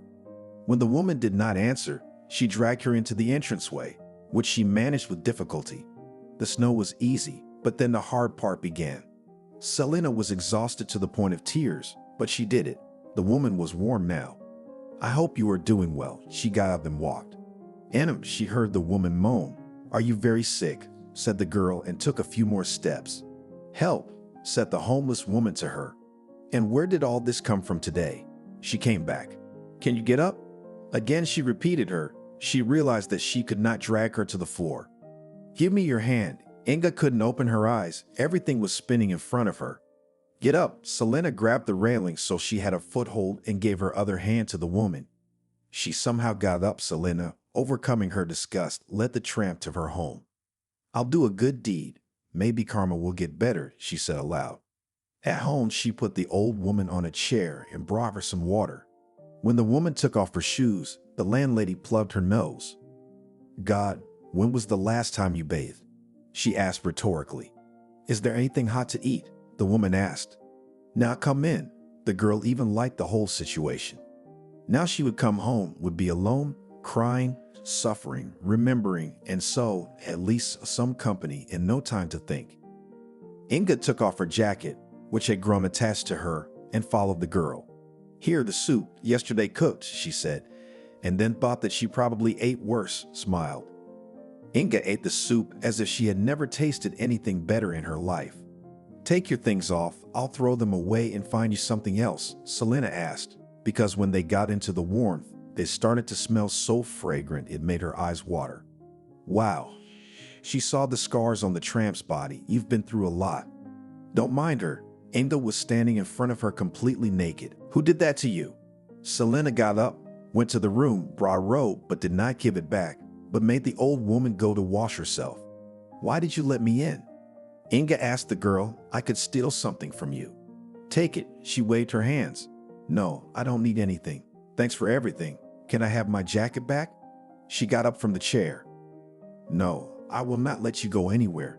The landlady realized that today in this woman she found salvation from her suffering. You have a husband, children. How will they understand all this? Asked Inga. I have no one. At this point, all the pain came to her throat, and she burst into tears. Don't. Inga wanted to approach her, but she understood that she could be unpleasant to this young person. It was all right, and she began to pour out what had happened to her. Everyone's life is hard, Inga said. Yes, I would never have thought that this could happen to me, the girl sobbed one last time. It seemed that all the resentment that was there came out with those tears. Maybe I should go after all, Inga asked. No, stay. Live a little. Tell me your story. It will be easier. At some point in her head, a stray thought flashed through her mind. What if she just lacks a caring mom who could listen to her in the kitchen and feel sorry for her? Thank you. You're a very kind person, the woman said.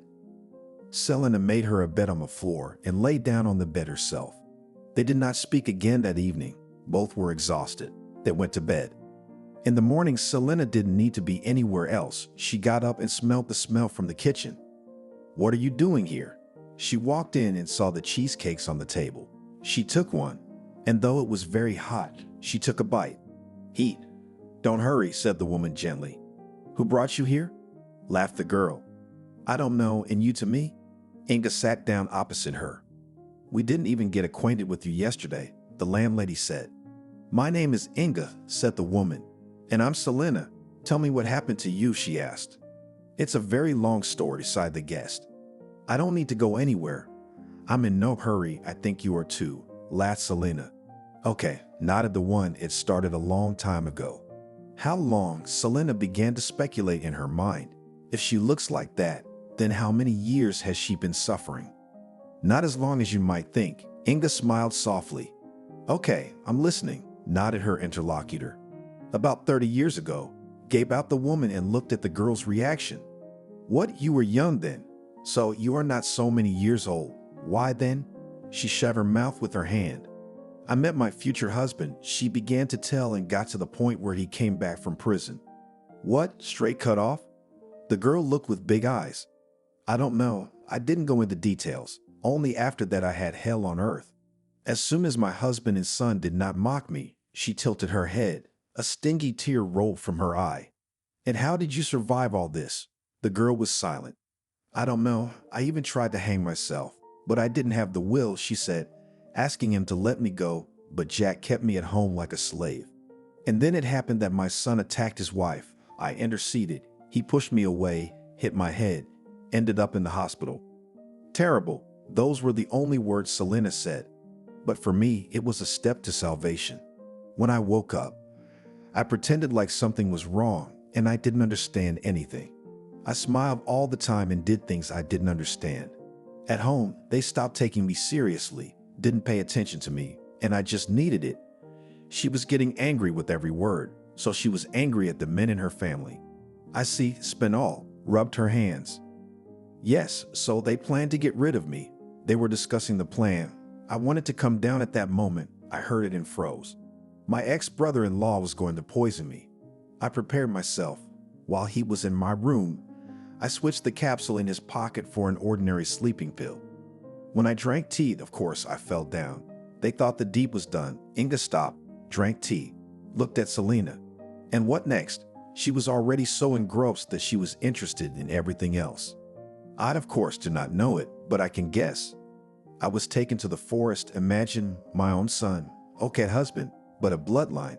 I do not understand. I woke up from the cold, heard footsteps, got scared, pretended to be unconscious again. A man came over. I was so afraid he would take me to the hospital. They would find out who I was and bring me back to that wretched house again, she sobbed. Yes, that's quite a story, Selena marveled. But he turned out to be a coward, scared of something, took me to the tramps that lived on the outskirts. And then I had to play amnesia. The people who brought the food were always asking around. What was their name? To help them find relatives, and I didn't want that. Let it be with vagrants, but I'm free. No one pokes me. No one commands me. She stopped again to drink tea. How did you end up here? It's far from the outskirts. Selena was already head over heels in that story. To be honest, it's not a good story. I don't want to tell it. I'm disgusted. You saw what I was like when I came here. She looked at her new acquaintance. Stay here. I won't tell anyone about you, said Celine.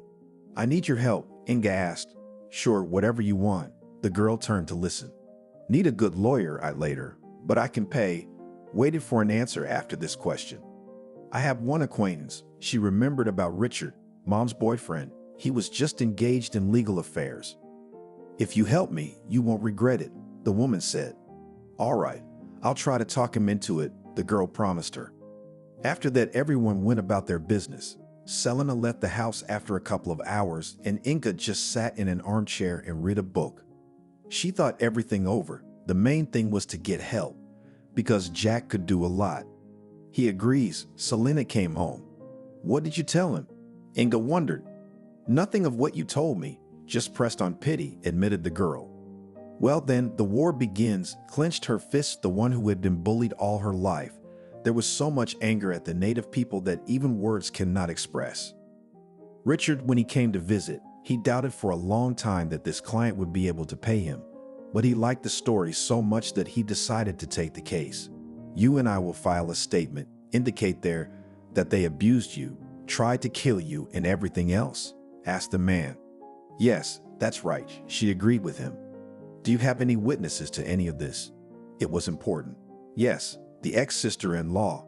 The doctors can give extracts with all the references. Inga began to enumerate.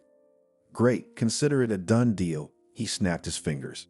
The case had begun, but Jack and Arnold didn't know it yet. After they took the mother and wife out into the woods, They waited a few days to report them missing. When this happened, the son began to tell them that his mother, with her sick head, kept asking to be taken to one place or another. He was asked to show these places. First, they went to the market, then somewhere else, and the third object was the forest. But no matter how many times they looked, there was no body. Did the wolves eat her? Arnold wondered when he talked to his father. Nothing. Soon time will pass, they will consider her missing, and we will still get the inheritance, his father reassured him. Of course, without a death certificate, no one would give them anything. They lurked and waited for the time to pass when the woman would be reported missing. Why don't you find out anything? Arnold was nervous. Why should I go to the trouble? His father didn't understand. Their hands were tied now. They had to sit quietly to keep themselves uncovered. The doorbell rang. Jack got up and went to open it. On the threshold stood a solid man. "Hello, my name is Richard. I represent your wife, Inga." He said everything at once. "What wife? She disappeared a few months ago." The man stood looking at him. "I don't know. Here is her statement. She instructed me to sue you and to handle the case."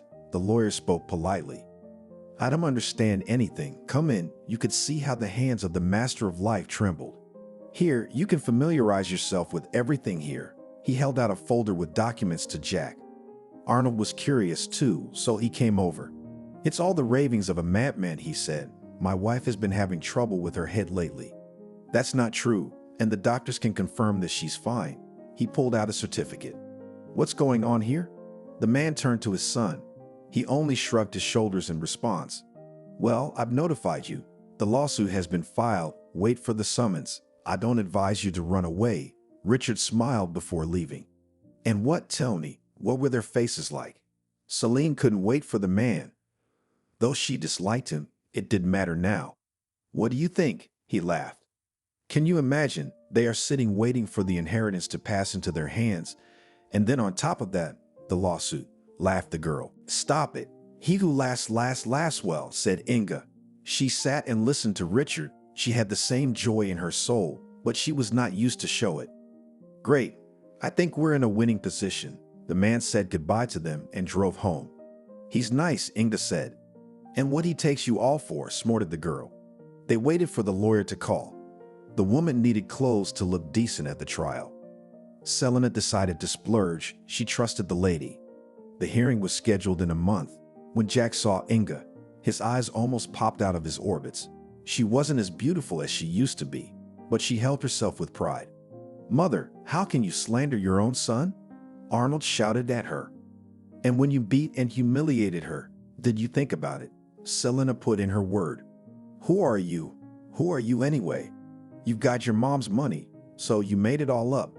They shouted until they were stopped. Richard was the one who had it all in his hands. The men were sentenced to 12 and 13 years. They kept their heads down and sat like that for the rest of the trial. "I'll get out. I'll kill you." Jack turned to her and gestured it all away. "No way," Selena reassured Inga. Arnold was crying. He didn't want to go there at all. He was weak, especially, and his father wouldn't be around. True to form, whispered his mother as he walked past her. "By the way, why didn't you mention Carlo, your son-in-law?" Selena asked her when they were already out. "He was a pawn like many in their game," the woman muttered. "What will you do now?" the girl asked. "Invite you to visit me." Inga was happy. They had come to this big house that she had dreamed of so much when she was young. Now she hated the place. "Wow," Selena walked around admiring it. "Baby, don't you think you're getting fat? Or is it something else?" the woman asked her. The girl stopped, she thought, counting to herself. It can't be. She looked at the woman as if the woman had told her some universal secret. "We should get it checked out," Inga advised her doctor. As Selena left, she would be gone for hours. The woman sat down at the phone. "Julia, hi," she dialed her daughter's number. "Mommy, you can't imagine how much I've missed you," she cried into the phone. "Come home, now everything is calm here," said and smiled the mistress of a huge fortune. "With pleasure, but I'm not alone," she stopped talking. "Okay, I'll accept anyone," laughed Mom. After that, she did not calm down and called Diana. "You?" She couldn't believe her ears. "Can you come over?" her ex-mother-in-law asked her. "I'm not going to your house anymore. the girl began to refuse. Come now, it's my house, reassured her Inga. If so, then wait, promised Diana. Selena returned happy. Even if it's just a small piece of Pasha's life, she said to her new good friend. Will you stay? The woman asked her. What are you suggesting? The girl couldn't believe it. Soon all my dear people will gather. You will give birth. A grandchild will appear. She touched her stomach. I had to pick up a homeless woman in my yard. Selena couldn't believe it. What's the big deal? Kindness is always reciprocated with kindness. Inga hugged her. They began to clean the huge house, which had not been cleaned for many years. A lot of things had been thrown out, rearranged. And let's make separate rooms for everyone, the landlady suggested. What do you mean? The girl didn't understand her. A nursery for the baby, a bedroom for my daughter with a young man, a boudoir for my former daughter-in-law, and for you too. Inga was glad that now she could do everything here as she wanted. I don't believe in all this at all, was still fascinated by Selena. Richard and his wife were also invited to celebrate the housewarming. Julia came with her fiancé. The latter took along a friend who had dreamed of seeing Russia all his life. Diana was also here when Inga told her everything. She couldn't believe it, that it was true. Selena, can I talk to you? Michael said in very bad Russian. Yes, what did you want? She turned and walked over to him. Why you? He corrected her. Okay, she blushed. You are very beautiful, he complimented her and led her into the garden. Are you asking to stay here in our country? She was joking. What? He didn't understand her. No reason. I'm joking, laughing, she smiled. You'll make a good couple, she approved of Michael's choice. Well, how are the rooms? Selena couldn't wait to find out, because she'd done everything with her own hands. Great, especially mine, Diana smiled. Here's what I want to tell you, friends, stood up from the seat Inga. All invited here can stay here to live. I will not interfere. It's embarrassing, said Diana. It's okay. You've suffered so much for my son. You need to live like in paradise, said her former mother-in-law. What about you? Richard asked Selena. While Michael is here, I'll stay, and then we'll see. They held hands. Look how two people could make so many people happy. They should have just disappeared. The woman laughed. They sat back down at the table and talked and laughed for a long time more. Selena stayed to live with Inga. Things worked out well for them with Michael. When he found out that the girl was pregnant, at first he was frightened. How could it be possible? Because they only kissed. In fact, he was so funny. For a while they went to this place to make the documents and then came back. Here we go, Selena screamed in the middle of the night. A car arrived quickly and the girl was taken to the maternity hospital. A large number of people waited outside the hospital to see how it would go. I never thought that my daughter would have such a big family, her mother said. She finally realized that she had behaved wrongly. Look, Richard pointed at the girl in the white coat who was coming toward them. What? Who? The customers started clamoring. I congratulate you. You have a grandson, a son, a nephew. She moved her gaze from one person to another. Thank you, Selena. Congratulations. They all started shouting together. Now you better go home and tomorrow morning come back. The young mother needs to rest, the nurse advised them. Okay, see you tomorrow. Everyone went to Inga's house. It didn't matter that it was night. Now this group was so united, stronger than some family ties. My dears, I invite you to the table. They entered the hall of the big house. Thank you for watching this video to the end. Subscribe to the channel. Like it, write comments if you like the story, and see you on the channel.